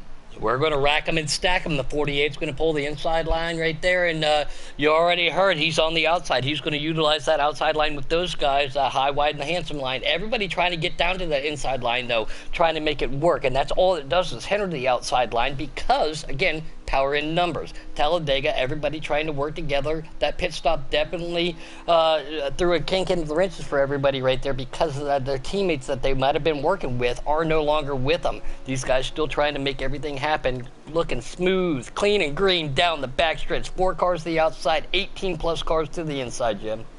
Here comes that inside lane with the momentum, though. They're going to overtake that high lane as everybody tries to funnel their way to the bottom of the track. Mike, where do you prefer to run? Do you like the inside line or do you like the outside line? I am an inside guy, or outside guy, excuse me. Obviously, the inside lane is always going to be the best lane here at these super speedways. But me, myself, I love, there's no greater feeling than making that high lane work. I love it. Yes, I absolutely love that high line. Again, now we did talk about it. These cars trying to hook up each other when they can. Still too wide down the back stretch. Captain Killam, he's the second place car on the outside lane. He's in that draft. Got to be careful not to clip that wall. That'll couple tenths off. That will cost you. He has some help from behind giving him a push. As we see one of the white knuckle racer cars in that black. Oh, hard contact right there as I see it. The 96 gets into the 14. That's Captain Killam. That's going to be a big one. Absolutely. We saw some of the NARL cars getting involved there, as well as a few of the NOS cars, a couple of the white knucklers involved in that one as well, right down in the middle of the pack. And more landscaping purchases are going to need to be made by Talladega Superspeedway Auto Club. Already saw a big payout after all of the crashes that went through the infield there, and now we see one here. A big hit there for the NARL team. Definitely Captain Killam. We also saw the number 33 involved in that incident. The number 14 and the number 16. Definitely some interesting plays there in the middle of the pack that caused that wreck. We saw some guys shifting around, and a big loss there for NARL. Thankfully, some time to go in and fix those issues and be able to run back up near the front of the pack towards the end of this one. Yeah, the North American E-Racing League drivers were stuck on the high lane and falling to the back prior to that accident, and that's what happens when you get back there. Cautions, they're more prevalent towards the back of the field for the most part. Let's see if they can work their way back up towards the front. But right now, we've got, let's see who's leading this field at green. Is it You Already Heard stayed out? I don't know if he No, did, that's not but him. does on the outside. He's going to try to get down. There he does. He does pull down, utilize that draft. We're up to 20 viewers, over 234 comments. So thank you guys out there in YouTube land for watching us over there at Giggity. But we are not done yet. We are still got the Las Vegas. Everybody trying to make everything work right here. Can they do it? Be patient. Be cautious. It is Lil Corey O from the World Racing League right now in the 48 Chevrolet out in front of this field, leading them around here in stage number 2 at Talladega Superspeedway. Indeed, there was a spin in turn number 1 there. Skull Racer got squeezed down low coming out of the pack heading to turn 1 and spun off of that banking that gets lower and lower as you get towards the apron. He goes into the grass and unfortunately gets pushed back down. Now coming just into turn number 3 right now as the leaders going through turns 1 and 2. Thankfully he'll be able to get back towards the end of the stage. But right now we see the Cowboys 9-6-1-2 running in 3rd position. Another one of those red, white, and blue Chevy Camaros underneath the double yellow line, trying to get his nose off of the rear end of the car in 2nd place right now. Looks to be another one of those Toker Racing League drivers. This is one of those tracks where you want to drive the racetrack, not the driver. Don't follow him. If he hits the apron, but chances you are too. Same thing if you hit the wall. 4 cars back here, all the pink ones hooked up there, trying to make everything. King Joy, he's right there. He's back here in 4th. Now look at this inside line. At one point in time, for a split second, we saw everybody to the inside line. 1 car hits the apron, clips the grass, pulls up into the wall, heavy contact for him. 2 car, 3 wide back there. Can he keep it off of everybody? He does. Now, because of those yellows here in stage number 2, we are already within 2 laps to go here to the end of the stage. So everybody trying to fight to get into the top 10 to earn some points for their league, for their team here at Talladega. Shadowhawk might look like he had a little mechanical failure. He is on pit lane. Shadowhawk did indeed DNF here from this race. He will be awarded last place points here at Talladega, unfortunately for him. Lag is part of the game. People lag out all the time. Happens in league races, happens in public lobbies. It's the nature of the beast, and it's where do you want to be on the last lap? Do you want to be the leader? Do you want to be in 2nd place? Once again, another wreck. A couple of the white knucklers involved. It looks like a push down there from one of the Giggity guys. Got into one of the white knucklers going down into turn number 1, and it caused a huge wreck as the number 22 spun down into turn number 1, and one of the Giggity guys got spun up into the wall, causing about an 8 or 9 car crash, and that will end the stage. I believe it was the number 18 of Daha Junior 18M who finished up front in that stage. I could be wrong, but I thought I saw that green car getting up in front right before the caution flag flew to end stage number 2 here at Talladega. Yep, so Lil Corey O from the World Racing League is going to take stage number 2, and a good bucket of points for the World Racing League, who definitely needed those points after Auto Club. They were sitting in 6th place out of the 8 leagues. So good for them. Absolutely. We talked a little bit ago about the Giggity guys finishing 1, 2, 3, 4 in that first stage, finishing 5, 6, 7, and 8 in stage number 2. So still doing a great job of getting right there together and making teamwork happen. I'm sure they were going to try and make a move there on the last lap to take the stage, but more points for that group, and they definitely are getting a big payout here at Talladega as they go back down into turn 1. We see that custom 88 Mountain Dew making a move to the inside as we are doing a little bit of boom vision for you guys out there in YouTube land. Inside line, everybody trying to hold on. Again, they look very smooth coming down this backstretch. That's how you make it work. The high line definitely trying to do something now. 48 car still right there just above the yellow line. The 88 underneath him. Doesn't make anything happen. Thinks better of it. Drafted out. They are starting to spread themselves out 2 and 3 wide. Gotta be careful about that. That is one of the white narwhals out front. Go ahead. Yep. Things getting hairy here in the middle of the fields. You see 2 and 3 wide. About 10th place on back as we have some contact. We're going to have a big wreck in turn number 1. 1 car hard into the wall. Ooh. definitely a hard wreck there. A couple of really, really tough hits into the outside wall. It looked like there was a Nascar that got into the wall going up towards turn number 1, came back down onto the racetrack and collected what looked to be one of the Toker Racing League drivers. I believe it was Gizmo Durgan in the number 53 green, purple, and orange machine in his Toyota Camry, and that caused a big 9 to 10 car pileup. That car absolutely destroyed, as you can see. And looking back, a white knuckler involved. It looks like a couple of white and blue cars. There you see Danny God 21, another one of those Toker Racing League cars, also involved with some front end damage. Still have Las Vegas coming up after this, too. You know, one track, again, not being biased, but Hunty Wild out there driving one of those pink cars, he would have loved to see a road course. He is a very good road course guy. But here we go, the 48, the gnarl car. We're going to rack him and stack him with these beautiful lime green wheels here at Talladega Stage 2. We are in the final stage here at Talladega. That was the final stage. Stage 2 is already over with. I will get a lap count here for you in just a minute as I get my cords untangled. Gotta love those cords. I got one too. Oh, I hate them. I'm not gonna lie to you. The reason why I don't have a wireless is because I would probably forget to plug it in every night. So this just is a little bit more convenient for me.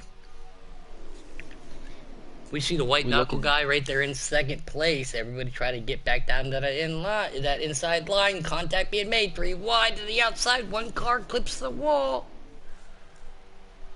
And it looks like everyone gets out of it okay now. We saw a lot of guys clipping the apron there in turns 1 and 2, getting back up to speed, still doing so in the tri-oval here from second on back. These guys continuing to flare in and out of that drafting line, trying to keep themselves intact. Now, again, you talked about Coach Matt, that white knuckler sitting in second position. A bevy of different teams being represented here in the top 5. Nas is up there. We saw Toker Racing League up there. White Knuckle, once again, one of the drivers that you mentioned, being up in that pack and being led by the number 48 machine, part of the North American E-Racing League.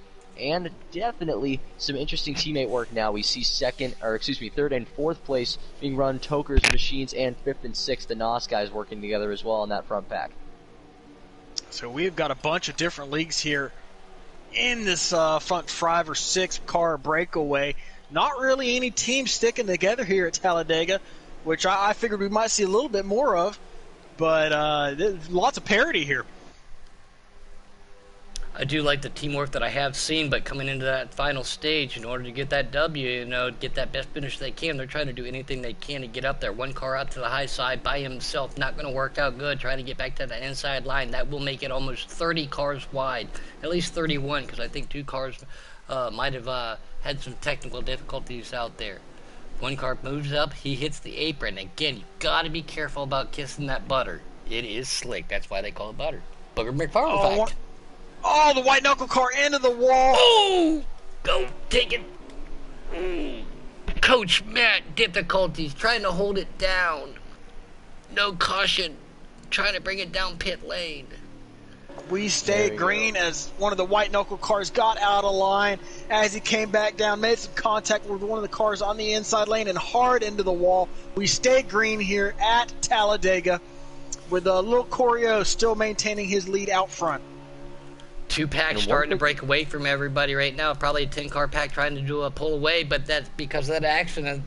The second cars, they have to work together. They have to, it doesn't matter what color your car is, in order to catch that front pack, they need to stay in that draft. They have to be able to get back up to that front pack. Still, the white car right there, he is pulling everybody around. That is the white 48 of the gnarl car. He's liking where he's at. One car misses pit lane, and it's an unfortunate circumstance for him.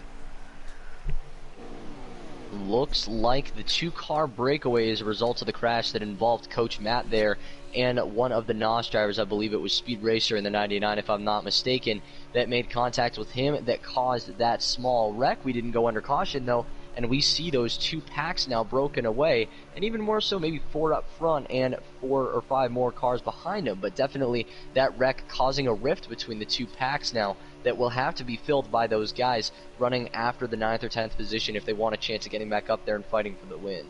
We are coming to 7 to go here at Talladega. These guys will not be able to make it on fuel, to my knowledge, at least from the stream that I am watching. We might see some late race pit stops here, so stay tuned and find out as we got one car coming off pit lane already all by himself. That's not going to work out if you don't have any partners. Everybody trying to put themselves in that strategic position to get themselves up there. Fluffy, he said, man, this is crazy. And then we got two famous people up in here. We got Fluffy and we got Jimbo Earnhardt. I mean, with a name like Earnhardt, you know you're famous, right? We have got a 9-car breakaway up front. They have got a huge margin over the cars behind them, probably 2 seconds over the second group, as we got one of the Giggity cars coming down pit lane all by himself. Oh, he's got a partner right now. He hits the inside wall under braking.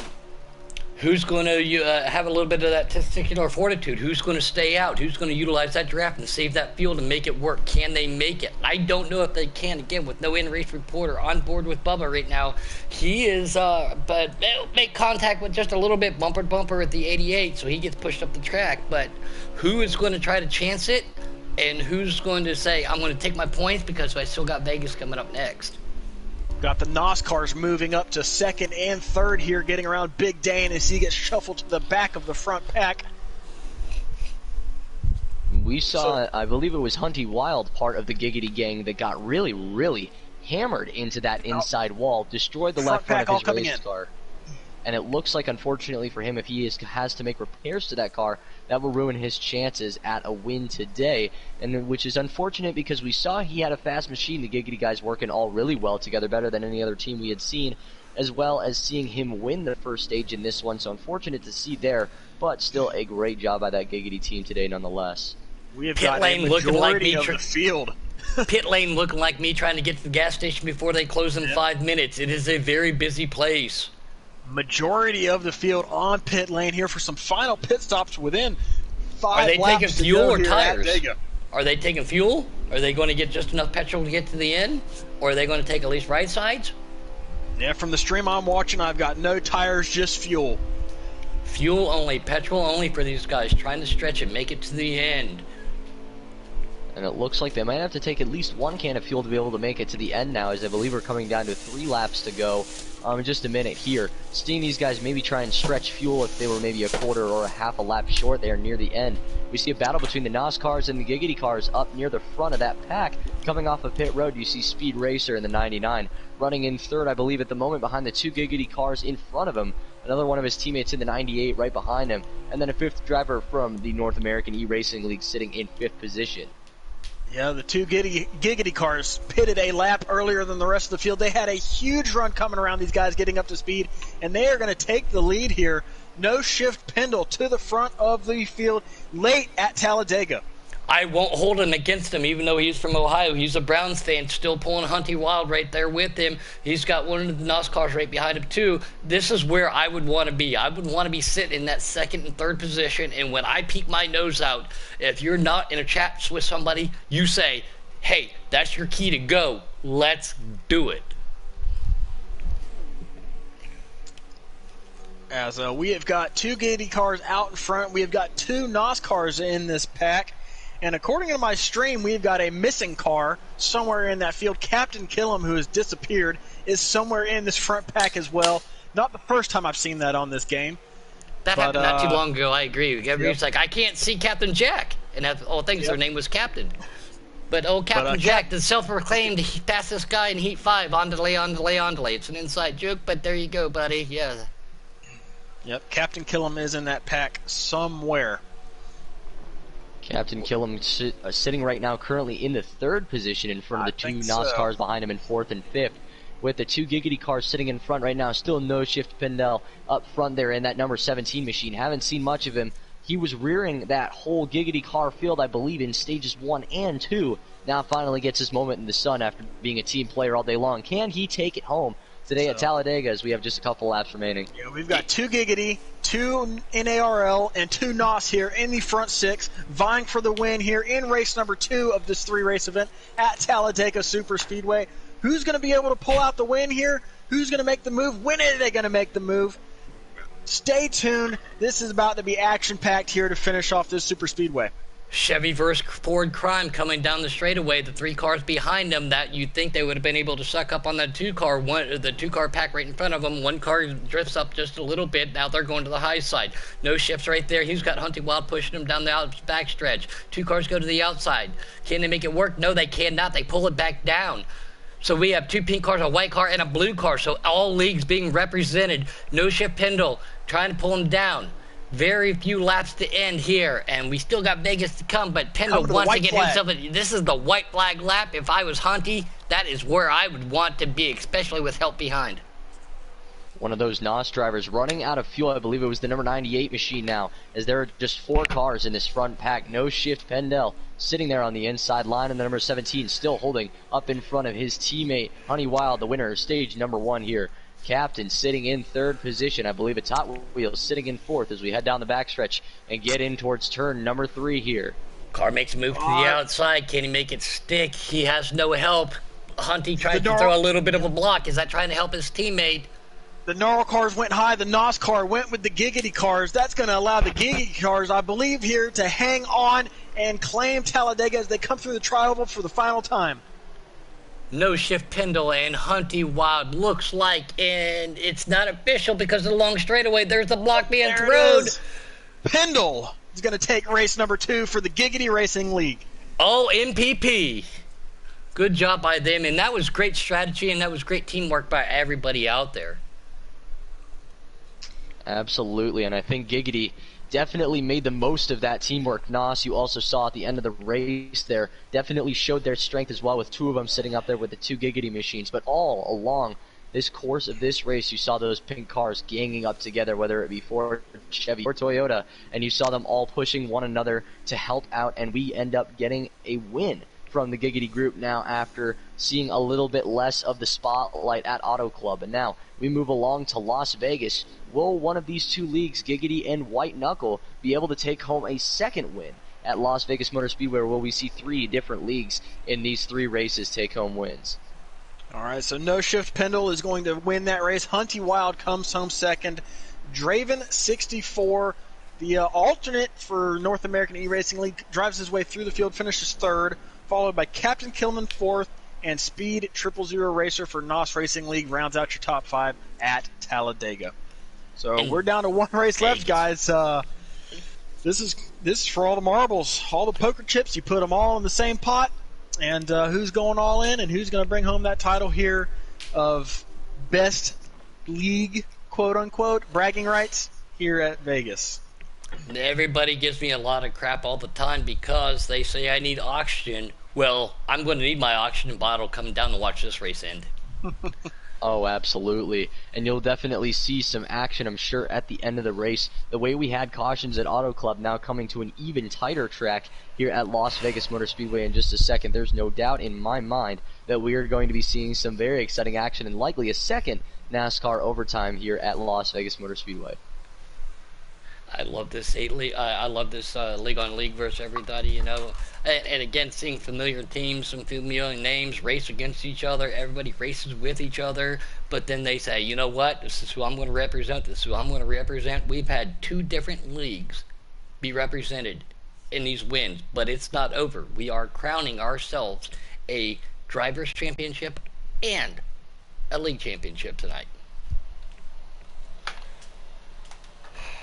All right, as I'm going to go ahead and go silent for a few minutes while I work on some paperwork here. So everybody stay tuned. We got Vegas coming up next here in just a few minutes. You heard it here first. It sounds like Gator Mike is going to go out there and do the old championship 1992 Atlanta. Who's going to lead what lap and pull down the points and everything. Jim, thank you again, man. It's an honor to have you up here. You're a great commentator. This has been a blast. But, man, we still got some stuff to be we still got 1 race to finish this thing. And I still stick to this. That second lane's going to look good tonight. I can absolutely imagine. One thing to note at Las Vegas Motor Speedway that you see at some other tracks as well, although the high side not as prominent at most of them, is that your right side tires will not experience as much wear, especially that right front tire at Las Vegas when you run the high side. It's not by much, but it could probably save you 1 more lap of staying out on the racetrack. And from what we saw in the White Knuckle Racing League Championship in Xfinity and in the Cup Series, it came down to who had the fuel at the end of the race. The Truck Series race did as well, where the leader of the race got lost fuel in the middle of turn number 3, couldn't make it around to the start-finish line before the guy in second, who took a half can more of fuel, was able to get around him and win the race. So it's not only going to be about how fast you can be running that high line, but if we end up getting some long green flag runs, what these guys can do to manage their stuff and who's going to be able to come out on top at the end of it all. And what preset you run does affect what type of tire wear you wear. Depending upon your driving style, if you drive it in real hard, you're going to eat that right front up. I mean, heck, you could even eat the right rear up. You could eat all the tires up. Fuel strategy might be an issue too. We don't know what's going to happen with the customs at the same time. But, I mean, excuse me, with the cautions, but that's still going to give you an option to come in, get yourself 4 freshies, and make these much needed adjustments on these preset cars. Absolutely. And one more thing to note, there are definitely going to be some interesting strategy moves. This seems to be the one track where we would see maybe more 2-tire stops than we saw at the previous 2 tracks, despite 2-tire stops being very popular at both of those racetracks as well. The left side tires here, the less percentage that you have on those things, the less grip you have. And so expect these guys to maybe get a little bit loose off the corners late in runs, nearly regardless of what setup they run, although I agree with you, that tire wear, especially on the right sides, super important depending on what kind of setup you run here. And what you kids now say nowadays, too, by the way, Jim is half my age. That makes me feel like, wow, what is going on? What the kids say is facts. That is facts right there. You have to be able to manage your tires here. And we talked about just a second ago, I believe it was before the first race, Las Vegas's dual banking system that allows for this great side-by-side racing through the corners and creates a double-lane racetrack. The only other track on the circuit where we see this intense amount of double banking system is at Homestead Miami Speedway, where we've also seen quite a bit of great double line racing, and definitely something to look for as we see guys be able to make passes both on the inside and outside here at Las Vegas Motor Speedway. And there is a particular way that I like to drive this track. That second lane is fast, especially if you got somebody inside. But if you are pulling somebody and you have nobody to the inside, diamonding that corner off. I know you guys mentioned that a little bit earlier, but being able to diamond that corner off, that will be able to help you out a little bit. Drive it in deep and let her eat. Absolutely, and running as close to the wall as you can, especially if you want to try and run it into the middle lane coming into the corner, slide up high, and come back a little bit lower coming out of the corner if you're running by yourself and trying to stick someone on your rear bumper. A great way to do that for sure. And possibly, do we see a little bit more wrecks because of that double lane system, seeing some guys maybe try and pull some slide jobs coming out of turns 2 and 4 here at Vegas? Oh, I can't wait to say it because you know it's going to happen. I love saying slide job.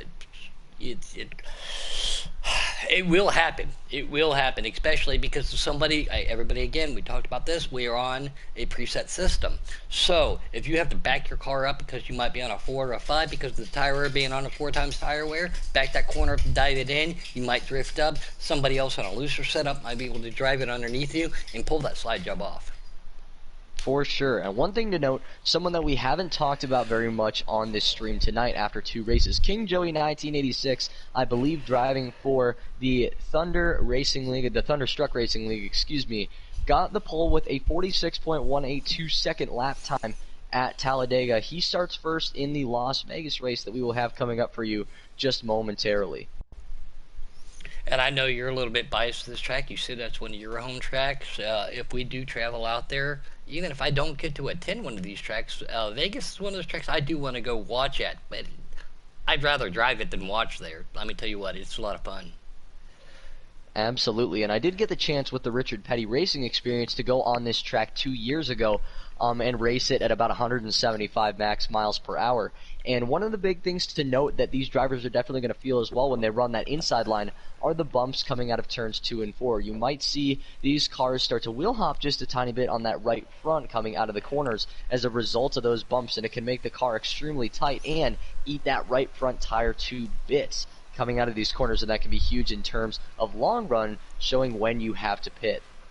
And something that you just brought up that I really do enjoy is the fact that Atlanta, for example, you can almost see somebody's rear end if they don't, especially on a custom, if they don't or preset when they're not balanced out, the bumps will come into effect. That will eat your tire up a little bit more too. There too, not the smoothest track out there, but it's super very fast track. Absolutely, and after they repaved this track in 2006, that dual banking system we talked about just a moment ago came into effect, and since then, the racing at Las Vegas has gotten better and better every year. Expect to see some more astounding wrecks, great close side-by-side action, and some impressive moments on the racetrack by these amazing all-star drivers that we've seen here in these 8 leagues, well represented by every single driver involved. And again, thank you for bringing me into the booth as well as putting Mike Gator. We really much appreciate it, and I cannot be happy enough to bring everyone around their coverage of the event tonight. Yeah, it was a little bit of short notice for me. Sundays normally are my day off, but as soon as I heard this opportunity, I couldn't say no. How are you going to say no to this? This is intense. Oh, completely agreed. I had the same issue doing a couple of things with my school as we start to get ready to go back to the school year, working with the band that I am in as well. I was kind of on the edge of making sure whether I could do this until this morning, but once I figured out that I could, it was a no-brainer. You got to come in and you got to do this because this is definitely one of the most exciting events on Heat 5. And Heat 5 has done a great job. Again, they have had a little issues out there with the lime green and the tire counter, especially. It sounds like you've done a lot of commentating and broadcasting too. Wish they get that issue figured out. But to be up here with you and Gator, watch 8 leagues, duel it out, 3 tracks. I mean, come on. Come on with your bad self. Who doesn't want to watch this? We got over 22 viewers out there in Giggity YouTube land right now and almost 300 comments. Wow, that is insane. Great to see that we are getting that much support from all 3 channels that we're streaming to. Thank you guys so much for coming in and joining us. We're already 2 races through now, getting ready in the preparation stages for the 3rd and final race at Las Vegas Motor Speedway. For all the support for all 8 leagues and for everyone joining us, we say a giant thank you for coming in and watching tonight's event. Get ready for the seasons to start back up once again. I know tomorrow night the White Knuckle Racing League is beginning with our Dirt Series on Monday, Tuesday night trucks at Daytona, Wednesday Xfinity, and Thursday the big Daytona 250 that we've got running. So I know we're starting our league up this very week. Yeah, with Giggity last season, we'll be into season 5. This will be my 3rd season with them. Tomorrow night, we also start our season 5. We did a little mini season in between Heat 4 and Heat 5. Tomorrow will be our preset and custom truck guys. Tuesday will be our dirt night. Then we go to our preset and custom cup guys on Wednesday. That is what we call the elite guys. Thursday will be the preset and custom Xfinity. And as always, some of the best racing we've seen in a long time too. Thank you to the Bear family out there, Ma and Pa Bear. The development series, custom and preset on Fridays. We used to run 7 days a week. We were running 1 night a week there, 1 league, but now we're back up to 2. But let me tell you what, don't forget to hit that like and subscribe button to every league in here. Absolutely. You want to make sure that we can support as many leagues as we can. This community, like we talked about before the races started, not a big one. So it's very important that every single one of these leagues get recognized. Once again, we'll name them off. The North American E-Racing League, the Tokers Racing League, Thunderstruck Racing League, the Giggity Racing League, the Blue Blood Racing League, World Racing League, NOS Racing League, and White Knuckle Racing League. Make sure that you guys go and follow all of the broadcasters. Go visit all of their web pages. I don't necessarily know and don't have the links for all of them. I'll try and get them in the description after the live stream here whenever these get uploaded into YouTube videos. But yeah, so please plug in your socials as needed in chat if you have them in there. I'll just go ahead and plug ours right now, the WhiteKnuckleRacingLeague.com. We have an Instagram page as well, and I believe a Facebook page that you can go in and follow so you can get updates for all of our events and get a chance to meet all of the drivers that we have with special pages for driver names as well as for the broadcasters. Yeah, and I'm glad you said that too. Again, that this will make the second one, so obviously there's 6 more to be joining out there. Giggity YouTube Racing. Find us on Facebook also. We do have a couple sponsors out there. We have a clothing line sponsor, and we also have a new sponsor and SNS Scrapyard out there too. There will be prizes awarded for that stuff too. We're up over 534 subscribers. That is friends and family. We have over 300 drivers, so yeah, like the White Knuckle, White Gnarl, hit and subscribe to Giggity Racing because I mean, if there isn't real racing on TV, you know you're going to find it 5 days a week, if not more, watching these subscriptions, and that's how you get your NASCAR fix. Absolutely. Love getting the NASCAR fix. You can never seem to get enough, can you? No, absolutely not. As everybody knows, I am a Chevy guy, but just hearing anywhere from 550 to 750 horsepower, small block Chevy, Fords, and Toyotas ripping around the car, ripping around the track, the downforce, the intensity, the science behind everything, the talent that you see, you can't get any better than just. I mean, if you want to watch 8 seconds of fast, then go to a drag strip. You want to watch intensity and dedication, watch NASCAR. Absolutely. Very much more to come. Once again, we have the Las Vegas Motor Speedway race, the last race of the night. I believe we're going to be running about 100 miles there, and that will conclude the night. We will crown a singular driver championship as well as a league championship for the team that accumulated the most league points as we get ready and prepare for what should be the most exciting race of the night here in the League versus League tournament. Once again, thank you to the North American E-Racing League for hosting, and thank you to all of our participants tonight. And a big thanks out to Gator Mike out there. He's not only helping broadcast, he participates, he's helping do the math, he's doing all the points, everything right now. So we just have me up here in a booth. I appreciate that too. So thank you guys. And I mean, man, I don't want to be Gator Mike's fingers right now on that calculator banging things out. Dude, they hurt. Especially trying to get all the results together here. I'm trying to piece it together off of everybody's stream because had a little issue getting the results for Talladega, so it's making it a bit of a challenge. But I'm up for it. Jason Robinson out there in the Giggity YouTube land, he says howdy. He wants to say hi to everybody. What's up? Again, this last race brought to you by the Back Alley Bakeries. And don't forget, everybody, do not forget to tune in because strategy, these guys are on presets. And let me ask you real quick, Jim, what are your thoughts on this with the fourth gear lockout on your custom setups? I mean, these guys are on presets, but that brings a new dynamic to these custom guys. It sure does, and one of the most interesting things to see is right away, this is something that has been mandated by NASCAR in real life. These fourth gear locks are a thing that people have to work around when they prepare real legitimate race cars every single week at the track that we go and watch on television.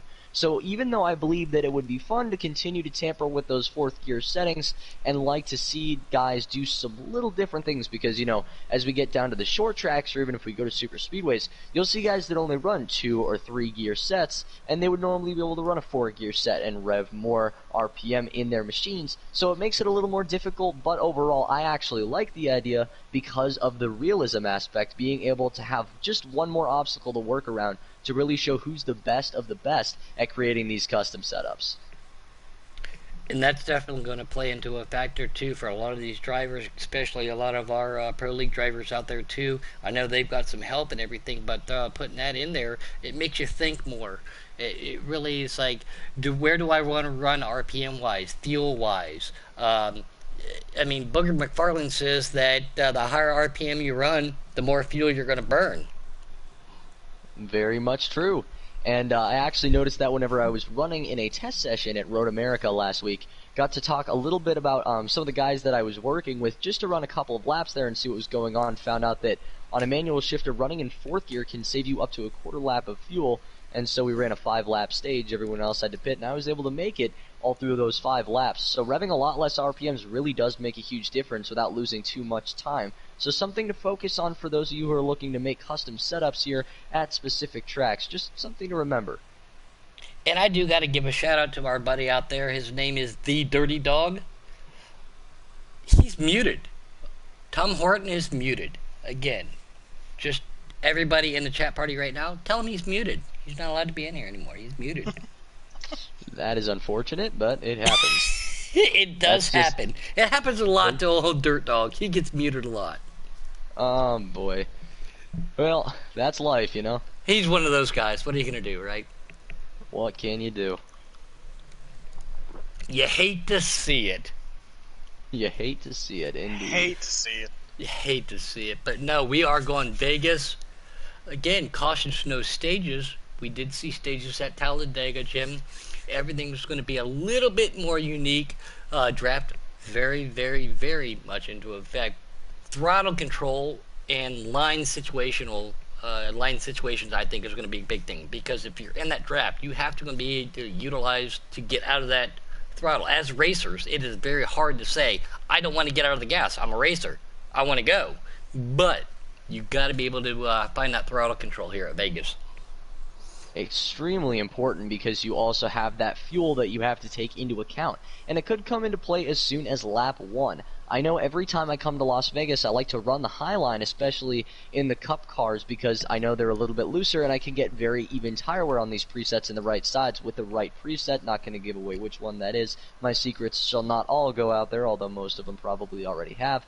But we talked a little bit about that right side wear earlier. You have to focus from the very beginning of your run, not just on the track position that you have, but what your car is going to be like as the run goes along. So that will dictate some of the pit strategies that get run in this race, as well as a couple of the different ways that people will try and make their way to the front of the field. I don't know, 4 times tire wear, that does come into effect on what slider you're going to set since these guys are on presets. Vegas, I would normally love to run myself a 7 or 8. I have no problem saying that on 4 times tire wear. I would probably even run a 4 or a 5. I know it might be a little bit tighter. You might use a little bit of that tire a little bit more. But on the long run, when we see one, your car's not going to get tail end happy and dance around you. Absolutely. It's going to be totally different views for a bunch of different guys, and it's going to be very interesting.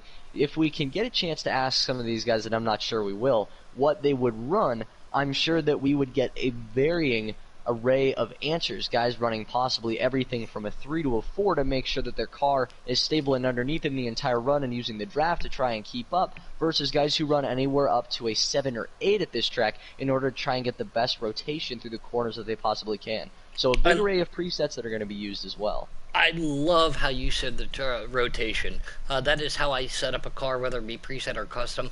I love the rotation of the car. That is how you make up your speed. Not necessarily down the straightaway, but coming into the corner, coming out of the corner, but in the middle.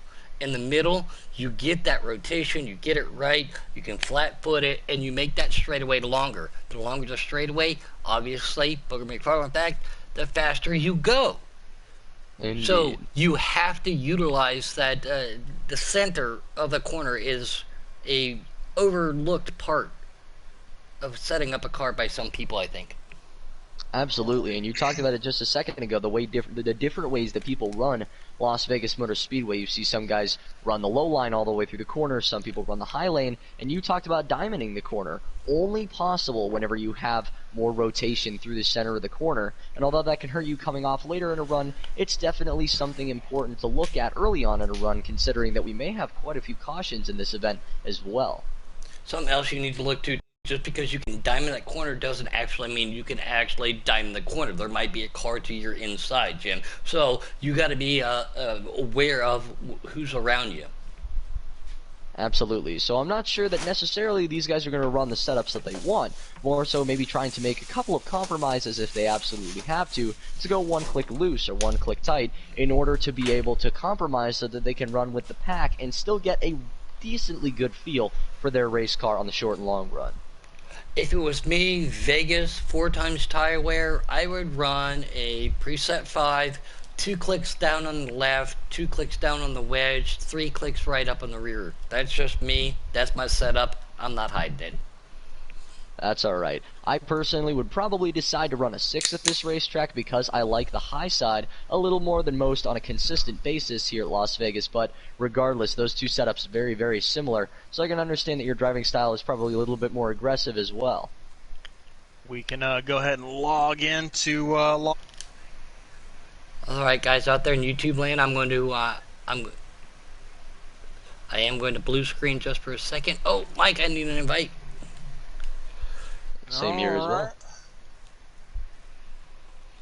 We are going to put this kibosh to a finale. 32 great racers, 4 drivers, 8 leagues coming out. We have seen teamwork. We've seen 2 different teams win. What's going to happen? Are they going to work together again? Are they going to try to pull everything out and just go, you know, it's all me? How's it going to happen? Thank you.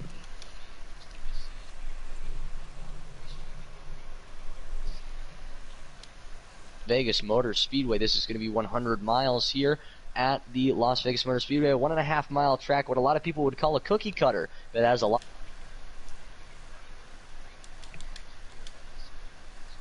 Speedway. as I've loaded in, we've got a couple of Thunder Racing League Thunderstruck guys here out front early on as I collect my thoughts and words after doing all this math. So Thunderstruck has taken point here at Las Vegas, 1-2 right now on lap number 1. As I'm loading in, I all of a sudden feel like I need to go out and purchase myself a Fanatec wheel. I don't know why. Subliminal messaging, I guess. Already in turns 1 and 2, we see these guys running a higher line or a lower line, trying to be a little more aggressive or a little more conservative with it. King Joey, the man who won the pole for this one after posting a scary fast lap in the low 46-second range on a preset at Talladega, but now he is getting some pressure from some of those guys down low. The number 88 red, white, and blue Chevy Camaro takes the lead coming out of turn number 4, and already cars in the grass once again. Here more landscaping as we go back down to turn number 1 here in Las Vegas. This race brought to you by John Deere. Apparently they're mowing a little grass on that first lawn. Here he goes, got in corner. We see a bunch of cars all mixed up. The pinks are back there, the red and whites, the we see blacks. I mean, these guys are already saying, you know what, it's no holds barred. Absolutely. A Nascar getting in the wall there, coming through turns 3 and 4. Looks to try and make his way towards pit row, trying to figure out who that is right now. It looks like it was Speed Racer that got into the wall, already has heavy damage to the front end of that race car. Regardless, we stay green flag racing here at Las Vegas, and unfortunately that might end his day early if he falls a lap down in this race. Again, no stages here at Las Vegas. These guys only have cautions on single car right there by themselves, and we have the Green Hornet pulling everybody down the straightaway. It's not like Texas. You can still stay flat-footed out here. You're not going to lose the rear end. And 2 teammates hooked up, first and second right here, trying to pull away from the pack. Absolutely. Diving down into turn 1 now, we see a lot of those pink giggity cars sitting in that top lane. Looks like they all kind of had the same idea coming into turns 1 and 2 there, and it looks like they're trying to run at least as close to each other as they can to figure out what they want to do in the short and long run here. More teamwork coming into play. Again, astounding work by that giggity team being able to communicate with each other. I do know they are in a chat party. Oh, one of them goes through, he gets pushed from behind. Ma Bear says, come on, Pepto Squad. She's calling the giggity guys the Pepto Squad out there. We stay green for now, though, as couple cars go through the grass on the front stretch. But out front, we got a couple of we got a couple of World Racing League guys right now, 1 and 2 for the lead. Got Green Hornet out front on the outside and Keep It 100 on the inside. And it looks like Keep It 100 takes the lead coming out of turn 4. Used that low line to his advantage, got the run through the corner, and now a Nascar makes his way up into second. That's the number 98 machine of Wreckfest 92484. Pulls it down and runs the middle line in turn number 1. You saw the number 88 run the high line there in turns 1 and 2, gets the run off the corner and is able to maintain second position. And here comes Nuka Quantum Bob. He's been looking all good, and somebody else's name we've seen all night. He's driving one of those black cars. He's right out of White Knuckle Racing. Billy Boy Rob. He has showed some dominance, and he avoids a car spinning through the grass right there, and makes a move to the inside of the car that might have bumped him a little bit. Oh, and two cars flying in the air on the front straightaway. Joe Turkey, 227 is one of them. The other one, that white 43 machine that exited early in the last race at Talladega. Two of them in the air, and the caution flag finally flies after what seemed to be 5 or 6 2 or 3 car incidents here at Las Vegas Motor Speedway. The first caution flag comes out. Frustrations are flaring just a little bit. Tempers are up. Blood pressure also right there with them. But we're going to get ready to rack them and stack them. These guys will have a chance to come down, make their adjustments to these preset cars. You know you have to, just a little bit. No matter what preset you are, you're going to have to make a little bit of a tweak to it there, Mike. Definitely. Adjustments can be made here at Las Vegas to make these cars super fast. But you can also set up for the low lane, you can set it up for the high lane, you can set up for the middle. There's a lot of different ways and adjustments you can make to get these cars to drive the way you want them in the certain line that you want to run and be fast in either one. But here we go. I'm going to let old Jim take this one away. Have at her, son. Alrighty, we go back down to green now. The number 17 machine, the winner of the Talladega race, leads them back down to green. I focused on Nuka Bob Quantum just a second ago in the 21. He restarts this race in the 6th position, trying to use that outside line to his advantage. And as that outside line gets moving, we see a couple of World Racing League guys sitting in 2nd and 3rd, trying to use the inside line as they head into turn number 3 and the outside, almost trying to swarm the man up front in the number 17. That's No Shift Pendel. As they come out of turn number 4, he falls in the middle groove now, and 2 World Racing drivers take the front 2 spots. No Shift falls back just a little bit. Looks like Nuka Bob's going to come right there with him. New leader right there is going to be credited with leading that lap. That is, you already heard Ray driving out of the Gnarl camp in that white car, trying to pull everything back. As I have an update on the team points after 2 races, Giggity has got a commanding lead right now with 274 points after Talladega. The next closest is a tie between White Knuckle and World Racing League at 191 points. So they have got an 83-point advantage here at Las Vegas. And with no stages, it's going to be hard for these other leagues to catch up. And we see a caution on the track. Yeah, those guys work together very well at Talladega, but that will bring another caution out there. We saw the Cowboy 9612 getting involved in that one, another one of the world racers in his Eris Chevy Camaro. In the number 24, he gets involved in that one along with Joe Turkey. It looks like the number 33 also damaged. The Heredia God might have been involved, one of the white knucklers.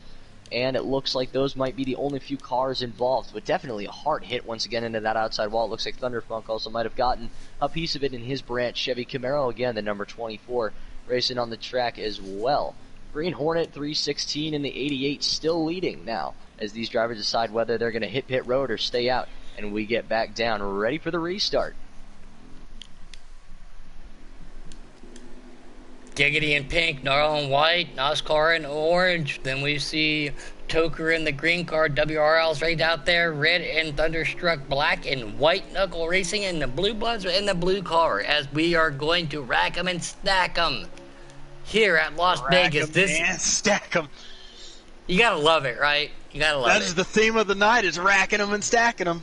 Unfortunately, but things do happen, you know what I mean? But still, looks like No Shift Pendle, the Ohio boy up there, did miss a shift there. Up to 2nd. I'm on board with Wreck Biz sitting back here in that 6th place. Makes him call. He's got a car to the high side. I mean, Mike, where do you want to be? We're just seeing one of those pink cars go to the high side. Like I said, that's where I want to be. But that inside line is fast, but you got to back that corner up. So you got to make sure you don't get punted going into the corner, backing it up. Yeah, unlike Dega, where I love to make that high lane work, I usually set up my car for Vegas to work on the inside lane. I have found that is what my car and my driving preferences like the most here at Las Vegas. But you can definitely make that high lane work. It is super fast if you set it up the right way. Contact being made between the 4th place car and the Hunting Wild car right there. That is pink. Going to the inside, he's going to make it. Here comes the 98. 98 gets contact by the 9. Oh, and then we are on board with Captain Killam again. Going to be a big crash. Everybody running those custom green wheels, but that is a hard contact into the outside wall, Jim.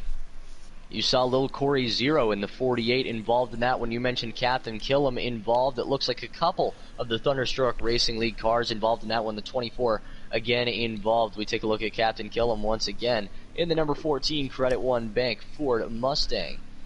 Now looking at Dylan, who's running in third position in the number 78 Toyota Camry. Haven't seen much of him. We saw him a little bit at Talladega Superspeedway, and I believe he ended up coming home third, and saw him for just a moment or two at Auto Club. Been a very spotty driver throughout the night, but maybe, just maybe, can bring himself up here in that number 78 machine for Thunderstruck and give them a little bit of the spotlight. I think he's got a legitimate shot here, restarting in what should be third position if he doesn't pit, having a chance to be able to go out and attack the lead.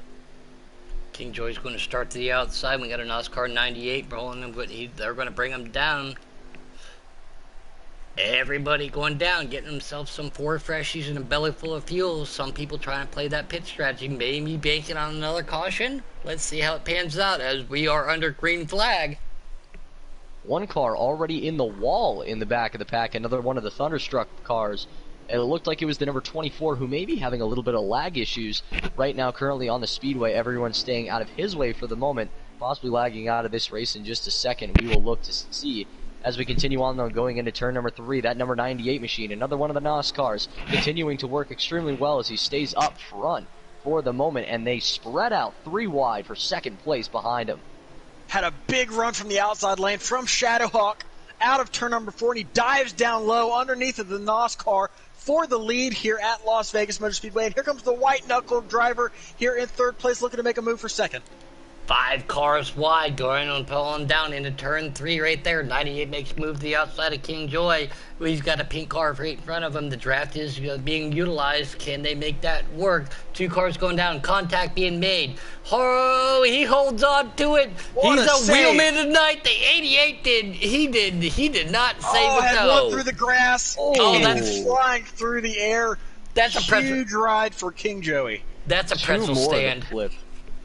2 more that flipped there in the infield coming through the front straightaway, seemingly where all of that crazy action is taking place there, as we've seen more landscaping being done on that interior of the front straightaway, as well as seeing quite a few drivers up front trying to mix it up. We saw the 88 having some trouble there after a mix-up up front between Coach Matt and Dylan in the number 78 Toyota Camry there for Thunderstruck.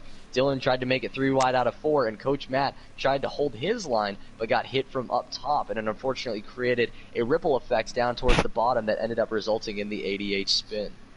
Some of these guys do not want to see this, but at the same time, if they're further in the back of the pack, they don't want to be back there. They don't want to be involved in this, but this gives them a chance again to get those Ford freshies in the battlefield of fuel, because you need those tires to get back up here. No matter what line you run, but we're going to rack them and stack them, Gator. Racking them and stacking them here at Las Vegas as we have got the green flag in the air once again, as we've got one car ducking way low here on the restart, probably falling to the back, maybe some lag issues there. But Wreckfest is out front right now for the NOS Racing League. Makes a move by the 99. It looks like his teammate took it 3 wide just for a split second. Auntie Wild clips the wall on the outside, had his teammate Nuka Bob right there with him. Again, custom paint schemes, everybody in different manufacturers. We have a Chevrolet pulling us around. 4 wide going into 3 and 4. This almost never works out, but they have kind of hung on to it. One car scrapes the wall. One of the Giggity drivers coming out of turn 4 doesn't lose too much momentum, but he loses a lot of spots here on the track, as we are still 2 and 3 wide from 5th place on back. We saw Wreckfest lose quite a few spots there on the restart after restarting up front. Hot Wheels, his teammate, got underneath him. And now as we get back down into turn number 3, a battle for the lead once again. It looks like another one of those NASCARs. It's Speed Racer and a White Knuckler coming out of turn number 4, side by side for the lead as they get back down hard to the line. contact by one of the White Knucklers, and he goes for a pretzel. He got flipped hard. That was Coach Matt in the 00 Chevy Camaro. Oh, so he didn't go for a pretzel. Coach Matt went to the locker room then. Oh, absolutely. That car is destroyed. But we stay green. It was just a single car incident. And now we look back up front. No one else trying to go for the lead right now. Speed Racer, you saw him once again up front for a little while there. Now is overtaken by a White Knuckler, still trying to confirm who it is. It looks to be Billy Boy Roy, 538, the man who I talked about at Auto Club, looked to be so quick and got a 4th place finish there. Contact now taking mid-pack. advantage. One car below the apron, he was able to hang on to it.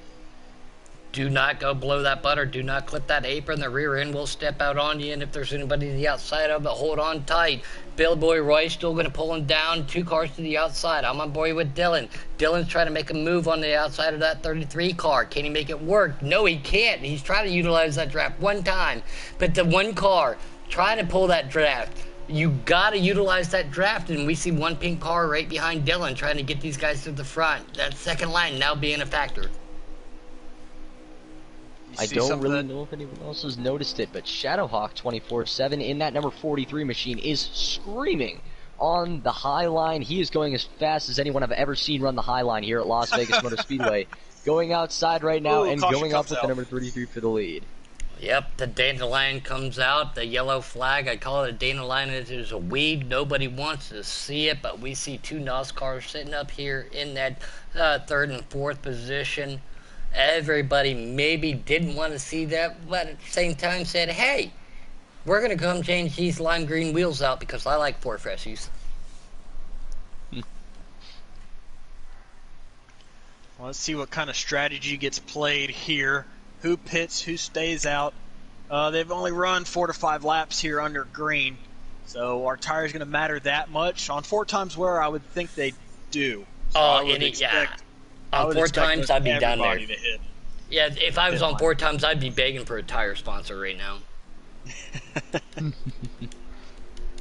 Oh man, definitely interesting to see what these guys are going to decide to do. It looks like the field doesn't shift around all too much. Most of these guys deciding to take 4, although I believe the 98 might have taken 2. If I'm not mistaken, he moves all the way up to the front. Yeah, Wreckfest moving up to the front. He's on the inside, pulling him down through the Geico restart zone. 2 cars to the outside. 1 black car, that is White Knuckle. One of the White Knuckle drivers trying to give him a push. And it looks like he's trying to look low underneath him. He gets a huge run with a push from the 99 of Hot Wheels as they head down into turn number 3. They pull through the corner. 43 makes it 3 wide for 2nd and 3rd. Sorry, guys. Woo! Oh, baby, and someone gets in the wall coming at a 4. That's Wreckfest. He got a little too hard in there trying to get through the corner, and that's going to give Billy Boy Roy the lead right back as they head into turn number 1. Yeah, I don't know if I would have tied here at the front of the pack, side-by-side racing from 3rd on back.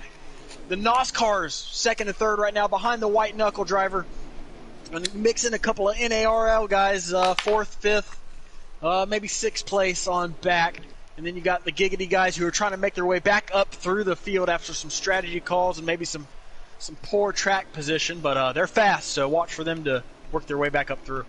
Well, with Robbie Vids out there or Robbie Racing, there is strategy being played. I know they are in a chat party, so I'm not saying that that's not out. They probably are putting something together, but these guys up here in the top 7 right now, you already heard he doesn't know where to go. He goes to the outside. Thought he was going to go to the inside with the 43 to utilize that draft. They're going to use that draft out of that 2nd lane. Again, we talked about that just a little bit there while Mike was putting it together. That 2nd lane, though, Jim. It is working really well. We saw it work really well for the 43 and some of the Giggity guys earlier on, as well as one of the NOS racers, I believe it was Speed Racer, who's currently sitting in 2nd position just using Billy Boy Roy's draft. In that number 33 machine up front to try and get around him. I've noticed that these NOS cars continuing to make their way back up to the front of the pack before very long on every single restart. And although they may not have the finishes to show for it, I think this has been the fastest team of the night. Very consistent until the end of runs. And I love to see that you kind of have this sort of feeling that these NOS guys, although they don't have a win yet, are as hungry as they've ever been to try and get a win before. Just to let you know, to give you an update out there real quick, you sound like a little R2-D2. Hope everything's okay on your side. You sound okay now, but we didn't hear half of that. You sound like C-3PO and R2-D2, just to let you know. I know things right happen. Now, Technology stinks, man. Billy Boy Roy 538 of the White Knuckle Racing League is pacing the field out front here at Las Vegas, followed by a couple of NOS boys in 2nd and 3rd. Captain Killam from the NARL, the host of this whole event, running in 4th place. These guys starting to pull away just a little bit. Everybody else needs to utilize each other and work together. Racing each other is what the leaders want to see. The 2 cars pulling away right now. One of the white knuckle guys saying, "Come on, let's come on with your bad self." That's just for you, Mall Bear. I'll get I'm the looking laps to right go now at at the the line rear here. end. We've got Looking right now at the rear end of Boy Roy's machine as we take a lap with him around Las Vegas Motor Speedway. Looking at turns 1 and 2, we saw him running the wall and hugging the white line as close as he can get, and it looks like he's doing the same thing here in 3 and 4. Is that going to be the way to go as they continue on, or will the high line start to become more popular as these tires get older and older? I agree with this. With that, the older tires get that outside will be used a little bit more got than to like. move for the lead. The NOS guy is taking the high lane, trying to use the old Larson line to make that pass for the lead. Not going to make it happen in turns 1 and 2, as Billy Boy Roy is going to be able to hold him off on the low lane as we come to 24 to go here at Las Vegas. 24 to go. One of the Nascar boys using that HWH line, white knuckle right out there. That is Billy Boy Roy. We have talked about him earlier tonight too, showing his strengths. Chevy on Chevy crime. That is the leaders. We have got quite the gaggle of cars here. The back half of the top 10. A lot of the giggity cars are mixed up in this 3 and 4 wide. As it looks like you already heard of the North American E-Racing League gets loose coming out of turn 2. One car goes flying through the air. Hard contact. Sorry there, Gator. Go ahead. You're fine. That's going to bring out the caution, so we got a quick little break here. Didn't catch what happened on the track. If you could go ahead and fill us in. I'll fill you in. They wrecked. They wrecked hard. They wrecked and wrecked hard. Well, you know what that means. That's a Booger McFarland fact. We're going to rack them and stack them here once again at Las Vegas.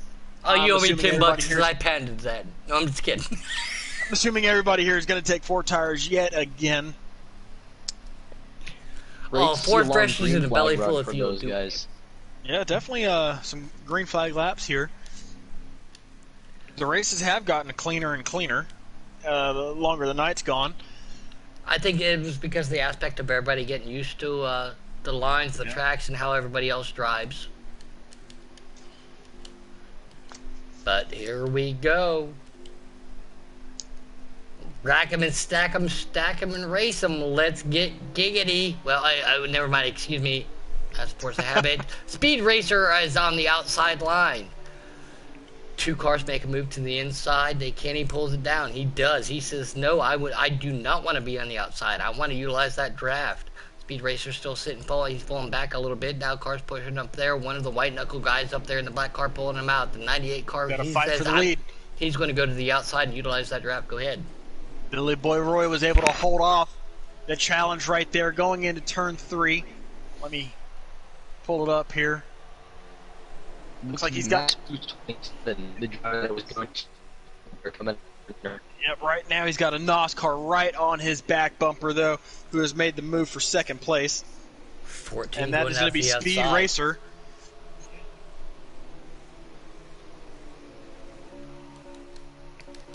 They dive it off into turn 3 yet again. Speed Racer is going to use the far outside lane.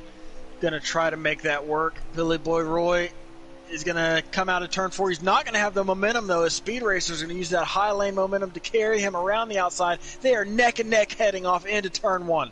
Max Boost giving a push down the straightaway there. Everybody ducks below that, saves just a couple tenths. 43 to 98 to the outside. They will make that pass stick. 99.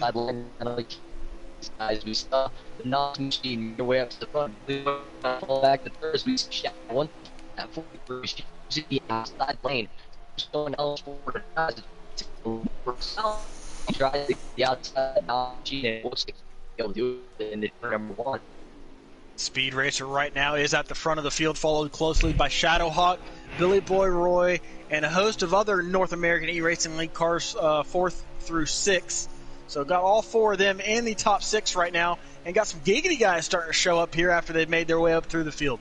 Not wondering if they're trying to play some strategy. They're 2 and 3 wide, coming down the straightaway right here, making it through the tri-oval on the inside. Billy Boy Roy, Shadowhawk right there, on board with the 88. Can he make that stick to the outside? He doesn't know where to go. He's a little confused, trying to hold on to everything. What was his pit strategy right there? 3 wide for 4th place, as you already heard, gets under Billy Boy Roy. Captain Kill him, takes him on the high side, and the giggity car on the very high lane, outside of 3 wide in turns 3 and 4. This could get hairy. He's going to try to move high. It didn't necessarily work, and now here comes Max once again down with that one machine. He uses the low line. You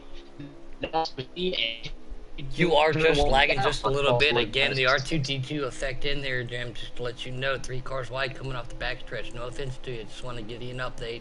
Nah, he was clean on my end. Could hear him clearly as we've got a battle for second place now as Max Boost has taken the lead. Captain Killam tries to get around Speed Racer for second, followed by You Already Heard and Shadowhawk. You got all 4 North American E-Racing League cars right now in the top 4 as caution comes out. Oh, this is a chance to come down and get 4 tires. Hopefully I'm not the one lagging then. Do not want to do that to everybody. There's cars in turn number 3, being one of them in the 98. There as well as another Nascar. It would be the 96 and looks like now we have 3 or 4. It looks like the air is shedding the mirror is also involved. Or 4 turn 4. That the car wants to get here next, and I'm sure the last have to be out at this point. Yeah, we're going to be within 15 laps to go here on the restart. I think it's going to be about 12 once they subtract the 2 to 3 laps of caution. So it should have about 12 to go on this restart. Barring no cautions, these guys are on fresh tires. We're going to rack them and stack them, race them and stack them and race them, however you want to say it. Here we go, 4 fresh tires. This is the way to go here. Will that high line prevail there, Gator? All 4 of the North American E-Racing League drivers right now are in the top 4 as they head off into turn 1 on this restart with 12 to go here at Las Vegas Motor Speedway. We see Max Boost 27 again, getting up to the point in that number 1 machine. We haven't seen anything from him yet tonight in the first 2 races, but now under the lights here at Las Vegas Motor Speedway, he is making his presence known in that number 1 NASCAR Heat Pro League machine as they come out of turn number 4, able to defend the challenge from the car in second place as we have a car coming out of turn number 4 going through the grass once again. Speed Racer still out here utilizing that line, trying to make everything work. No caution called right now, guys. They're getting really close here for 3rd place out of turn number 2. They kind of got bottlenecked. But it's going to be the NOS driver that's going to take the 3rd place. I believe that's still Speed Racer. Indeed it is. He uses that outside line to his advantage. And it's really interesting to see that outside line working now on fresh tires. We saw it working with those older tires in the long green flag run with the battle for the lead right before the caution flew. But now we're seeing it come in with early on fresh tires. Will that be something that we see as a move here for the lead by the number 33 machine to go high heading into turn 3? Coming under 10 to go, these guys are getting anxious back in the pack, trying to make moves 3 and 4 wide, trying to hold on to everything. Colors don't matter. These guys trying to get themselves the best finish they can. There you see the number 33 once again going low as they head back down into turn 1. You Already Heard is going to pass Max Boost here for P number 1 at Las Vegas. Battle right now is for 3rd place as the 33 clears. We've got Speed Racer that's going to use the momentum around the high lane and some draft from 2nd place to take 3rd. Everybody again utilizing those green wheels. Maybe it's a little paint deficit right there, a little weight reduction. 2 cars pulling out. They are teammates. They can hook up. Can they make it work? Spin on the front stretch. Spinning a wreck now with multiple cars involved. The 9, another one of the Giggity cars involved. I believe the Stage 1 winner is involved. Little Corey Zero is also there. And a huge wreck on the front stretch once again. You still got to come down and get 4 freshies, guys. I'm just saying. That's just my opinion. Make every position count. All positions count. Absolutely. And with tire fall off here 4 times, where not only that, but with the aggressive right side tire fall off rates that you get here, whether you run the inside or the outside lane, and the handling you want under that race car, 4 tires is the way to go here for me. I think they should be able to make it on fuel. These guys all now, so the leaders definitely did not want to see that, Mike.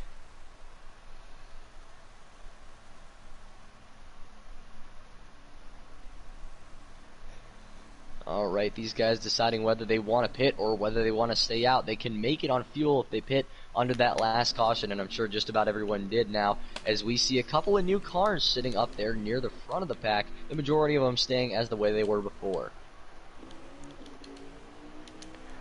And we are under green flag conditions as we are going to try to wrap this up here.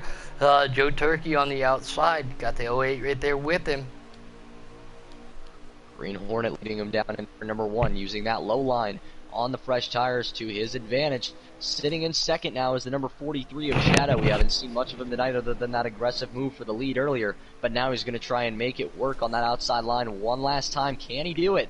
Here at Las Vegas Motor Speedway, he gets shoved up the track. That's going to open the door for Joe some of hits these the guys with wall. 4 tires to come up through. 4 to go here at Las Vegas. A 1-car spin near the back of the pack. We stay green for the moment. The number 98 of Wreckfest gets pushed way back in the pack after hitting the wall on the outside line there, trying to make his way back up through the field now as we just have a gaggle. What a gaggle! We're going to have a wreck. Oh, and there Max it is. Boost made his way up to second. That's Another a caution, huge and we are going to have an overtime restart, I do believe, here at Las Vegas. In the words of Robbie, hopefully he's got enough liters of petrol to make that Citroen get to the finish. Absolutely. We are going to have a green, white, checkered at Las Vegas. This is going to get wild. This green, white checker brought to you by the Back Alley Bakeries. And as we saw earlier on in the race, if a caution is called on the last lap, the race is over. So we go into NASCAR overtime here. If the caution comes out on the first lap, it's just going to be another replay. We get as many overtimes as we possibly can, and then once we hit the white flag, the next flag will end the race, whether it be the checkered or the cautions. Obviously, we're hoping we get a full 2 great laps of green flag racing to end it off here with a bevy of teams, a bevy of drivers up near the front to fight for the final checkered flag of the night here at Las Vegas Motor Speedway. We get back down to green in the restart here in the South Point 100 at Las Vegas. You already heard pulling him down to the south side. Sorry, go ahead with Max Boost to the outside. Take it. Yeah, you already heard, leads them back to green as they go through turns 1 with 2 laps to go here at Las Vegas. Is he going to be able to hold off this field? I think Max Boost is going to have some fresher tires than he is as they dive off into turn 3. Will that be an advantage? You already heard setting up front. Huge as run. They move away through turns 3 and 4. A huge run by Max Boost outside in that number 1 machine as they come out of 4. 1 to go here at Las Vegas.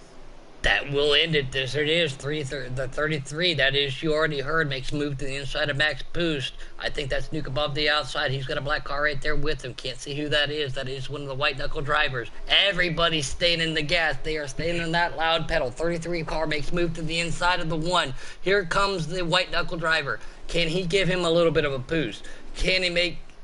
I don't know. Oh, he holds on to it, though. Max but it Boost looks clears, They come out of turn number 4. You already heard? Yeah, Yeah, it's going to be yeah, the number that 1 is Max machine. He takes home the Boost's victory. W. Max Boost. Max Followed Boost by gets You himself Already a Heard. W. Go ahead. Followed by You Already Heard. One of the white knuckle guys, let me verify who that is real quick. That would be the number That is 3 Billy of Billy Boy Boy Roy. Roy.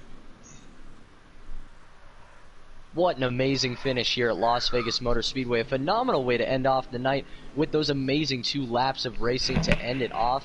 And man, I cannot believe how well this event turned out.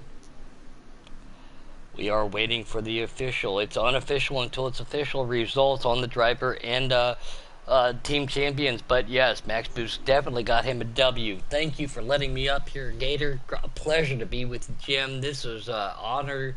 And, man, we just saw 32 of Heat 5's Elite go at it.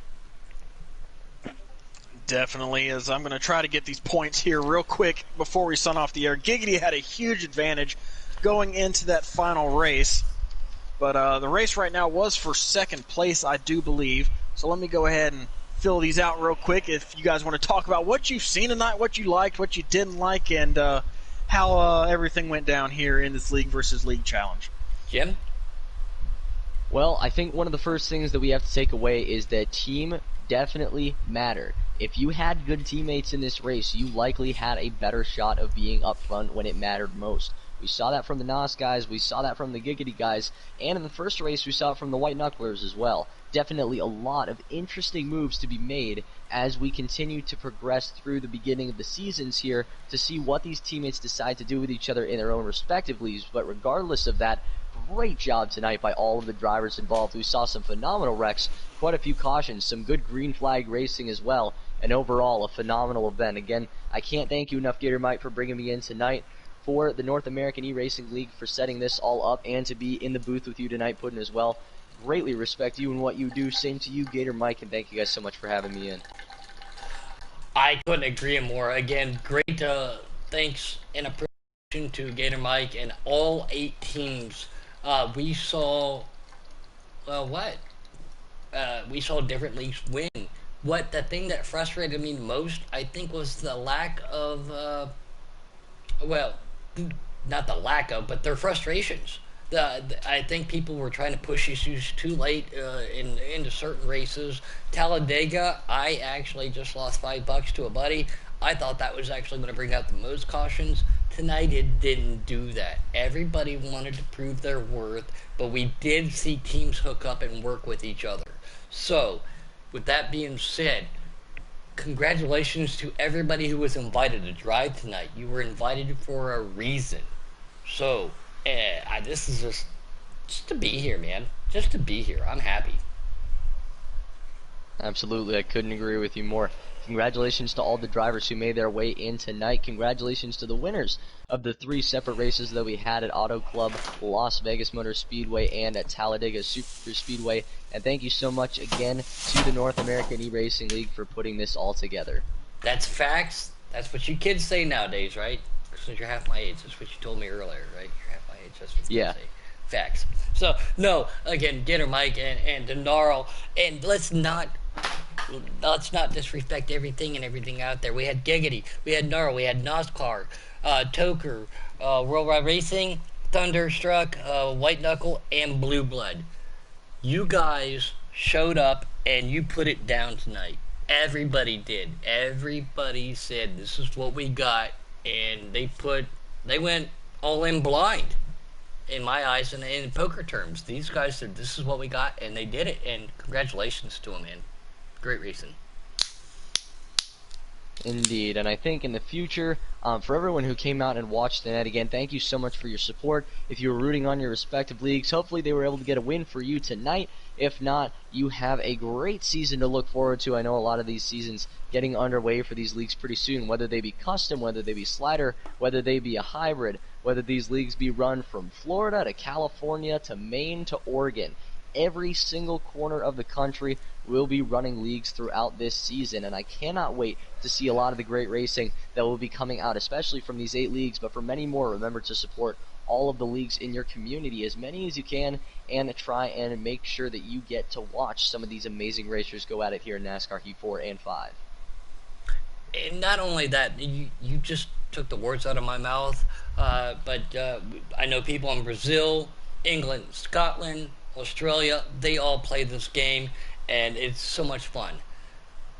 Something that I know as soon as he tallies up the points, it's a little preemptive, but please stand up for your rights, and please be safe. There is a worldwide pandemic going on. Please be safe. Please take care of you and your own. That comes first and foremost over any type of simulator racing. So please take care of your guys yourself out there from all 8 leagues, and that goes worldwide. Absolutely. Again, for all those out there, make sure you're fighting the pandemic with everything you got. We can get through this together, and hopefully this was something to keep your mind off of it, even if just for 3 hours throughout your afternoon and evening and even into the night for some places, and maybe even the morning if you're watching from across the world. Thank you guys all so much for joining us tonight. It was a pleasure to be here, and I could not be more happy with how this event turned out. I look forward to more in the future. I think we should make this a every 2-month annual thing. That would definitely be interesting. Personally, I agree with you. I loved this a lot, and I think this was an awesome experience. And I haven't, I have done a couple other leagues, but what I do enjoy, not only more than racing, I love being up here in the booth, but being able to broadcast or commentate a race with 8 other leagues with 3 other commentators. I think I've learned a little bit from you, hopefully maybe I did the same for you, back and forth, but everybody at the same time. We had commentators from all different leagues. We had drivers from 8 different leagues. We showed couple different types of tracks. The NASCAR Heat community is nothing to shake a stick at. Absolutely not. It was a great job tonight by all the drivers, by all the people involved, all the technical things that we had to work through. We were able to work through them together, and overall, again, can't be more excited with how tonight turned out. Everyone who came in here and raced, everyone who came in and commentated, everyone who was able to watch the broadcast, thank you for supporting, and great job by everyone involved. I know that we are on the same broadcast, a different broadcast, but same stream, so everybody can hear everybody. I'd like to thank everybody out there from all the leagues: Giggity, Gnarl, NASCAR, Toker, WRL, Thunderstruck, White Knuckle, and Blue Blood.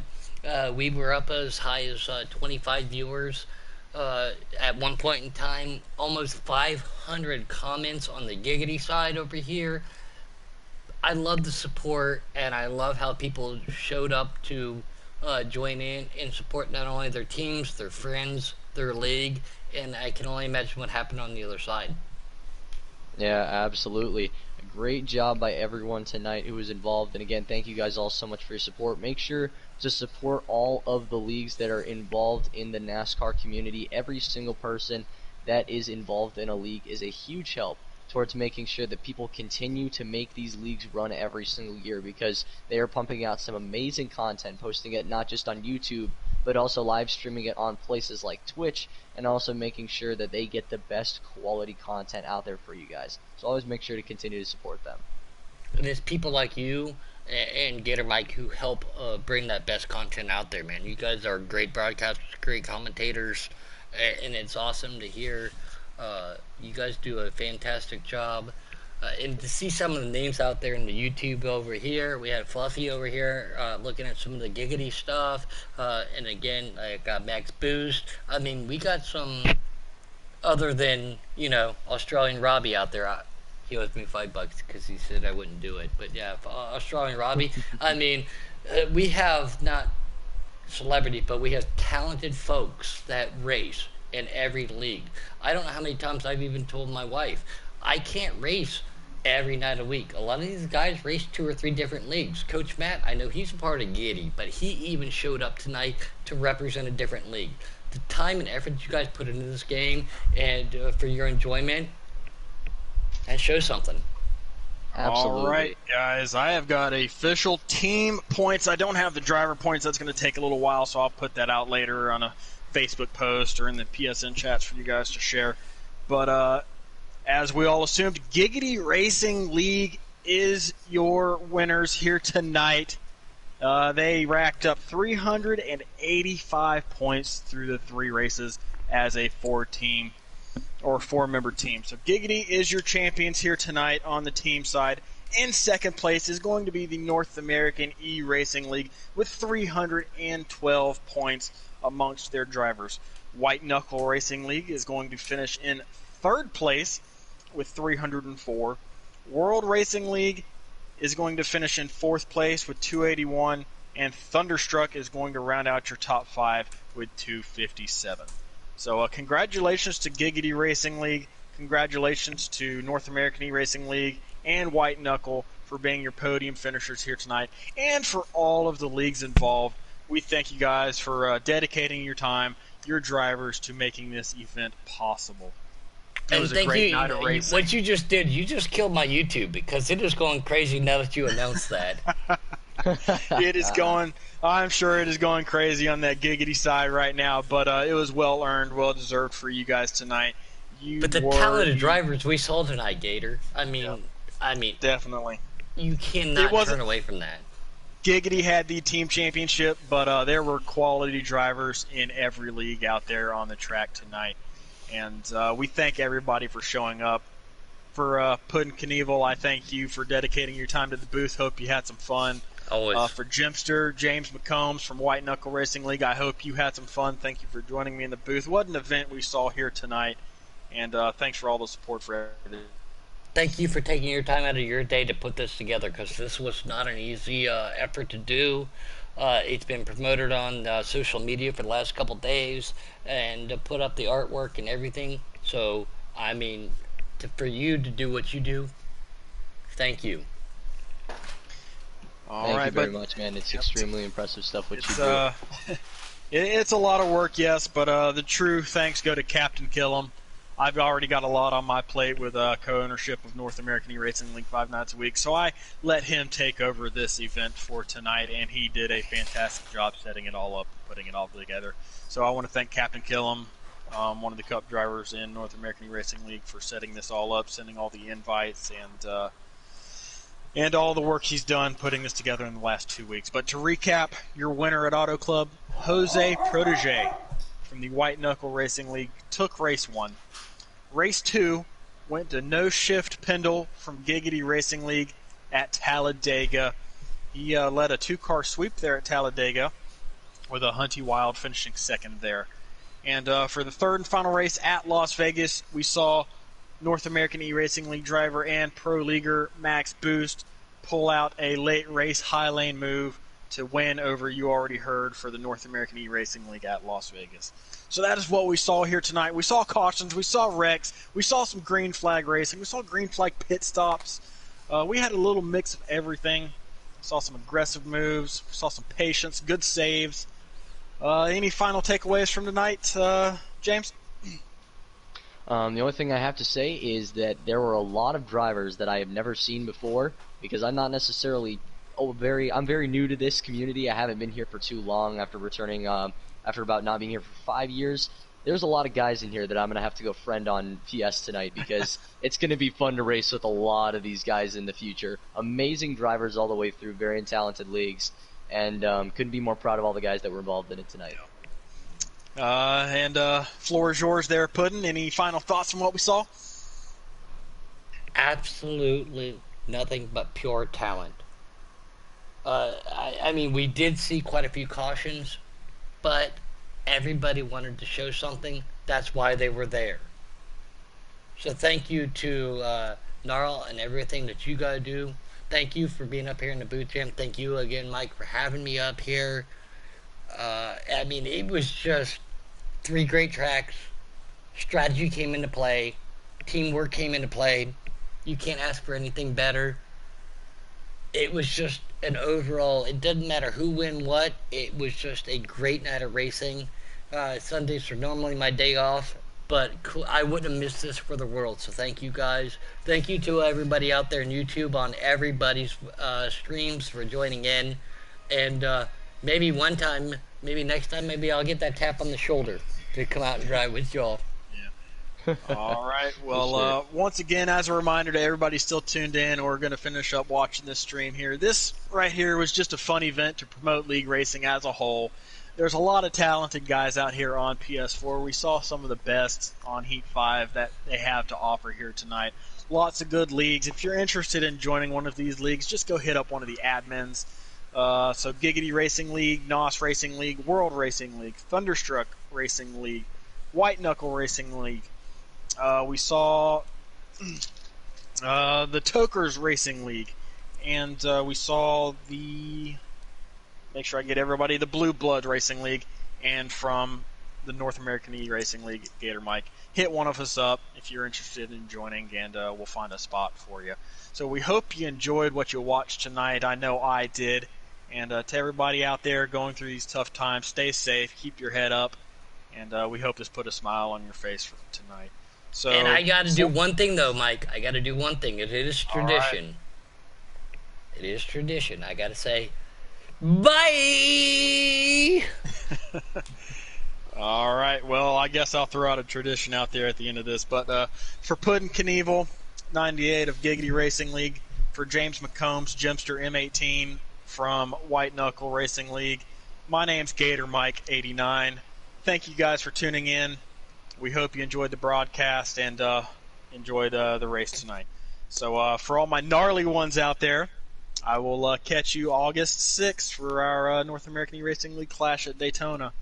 And go hit up one of these leagues on Facebook, Twitter, PSN, and we'll catch you guys next time for the installment number 3, whenever that may be. So thanks for everybody who tuned in. Hope you enjoyed it. Catch you next time. Have a wonderful night, everyone. Be safe. All right, I'm off. That was fucking good. Yeah, I'm off. Well, I'm just Thanks saying. thanks for people, joining the booth tonight, man. No, I mean, for three people who've never been in the booth, I mean, I think we fed off each other really well and still I thought we didn't did a fantastic job. I don't think we stepped on each other that much or not. Yeah, I think that was awesome. That was badass. I'm not gonna lie. Yeah, we didn't really step on each other that much, or as much as I thought we would. Just kind of went in there, three guys who are used to commentating, and just knocked it out of the park. We're still on air. They're saying on my stream. Perfect. Hi, Paul Bear. Yeah. So Jim's already left the party. It's just Gator and Puddin left. Gnarl streams over with. White Knuckle streams over with. But apparently we got Giggity still going. What's up, guys?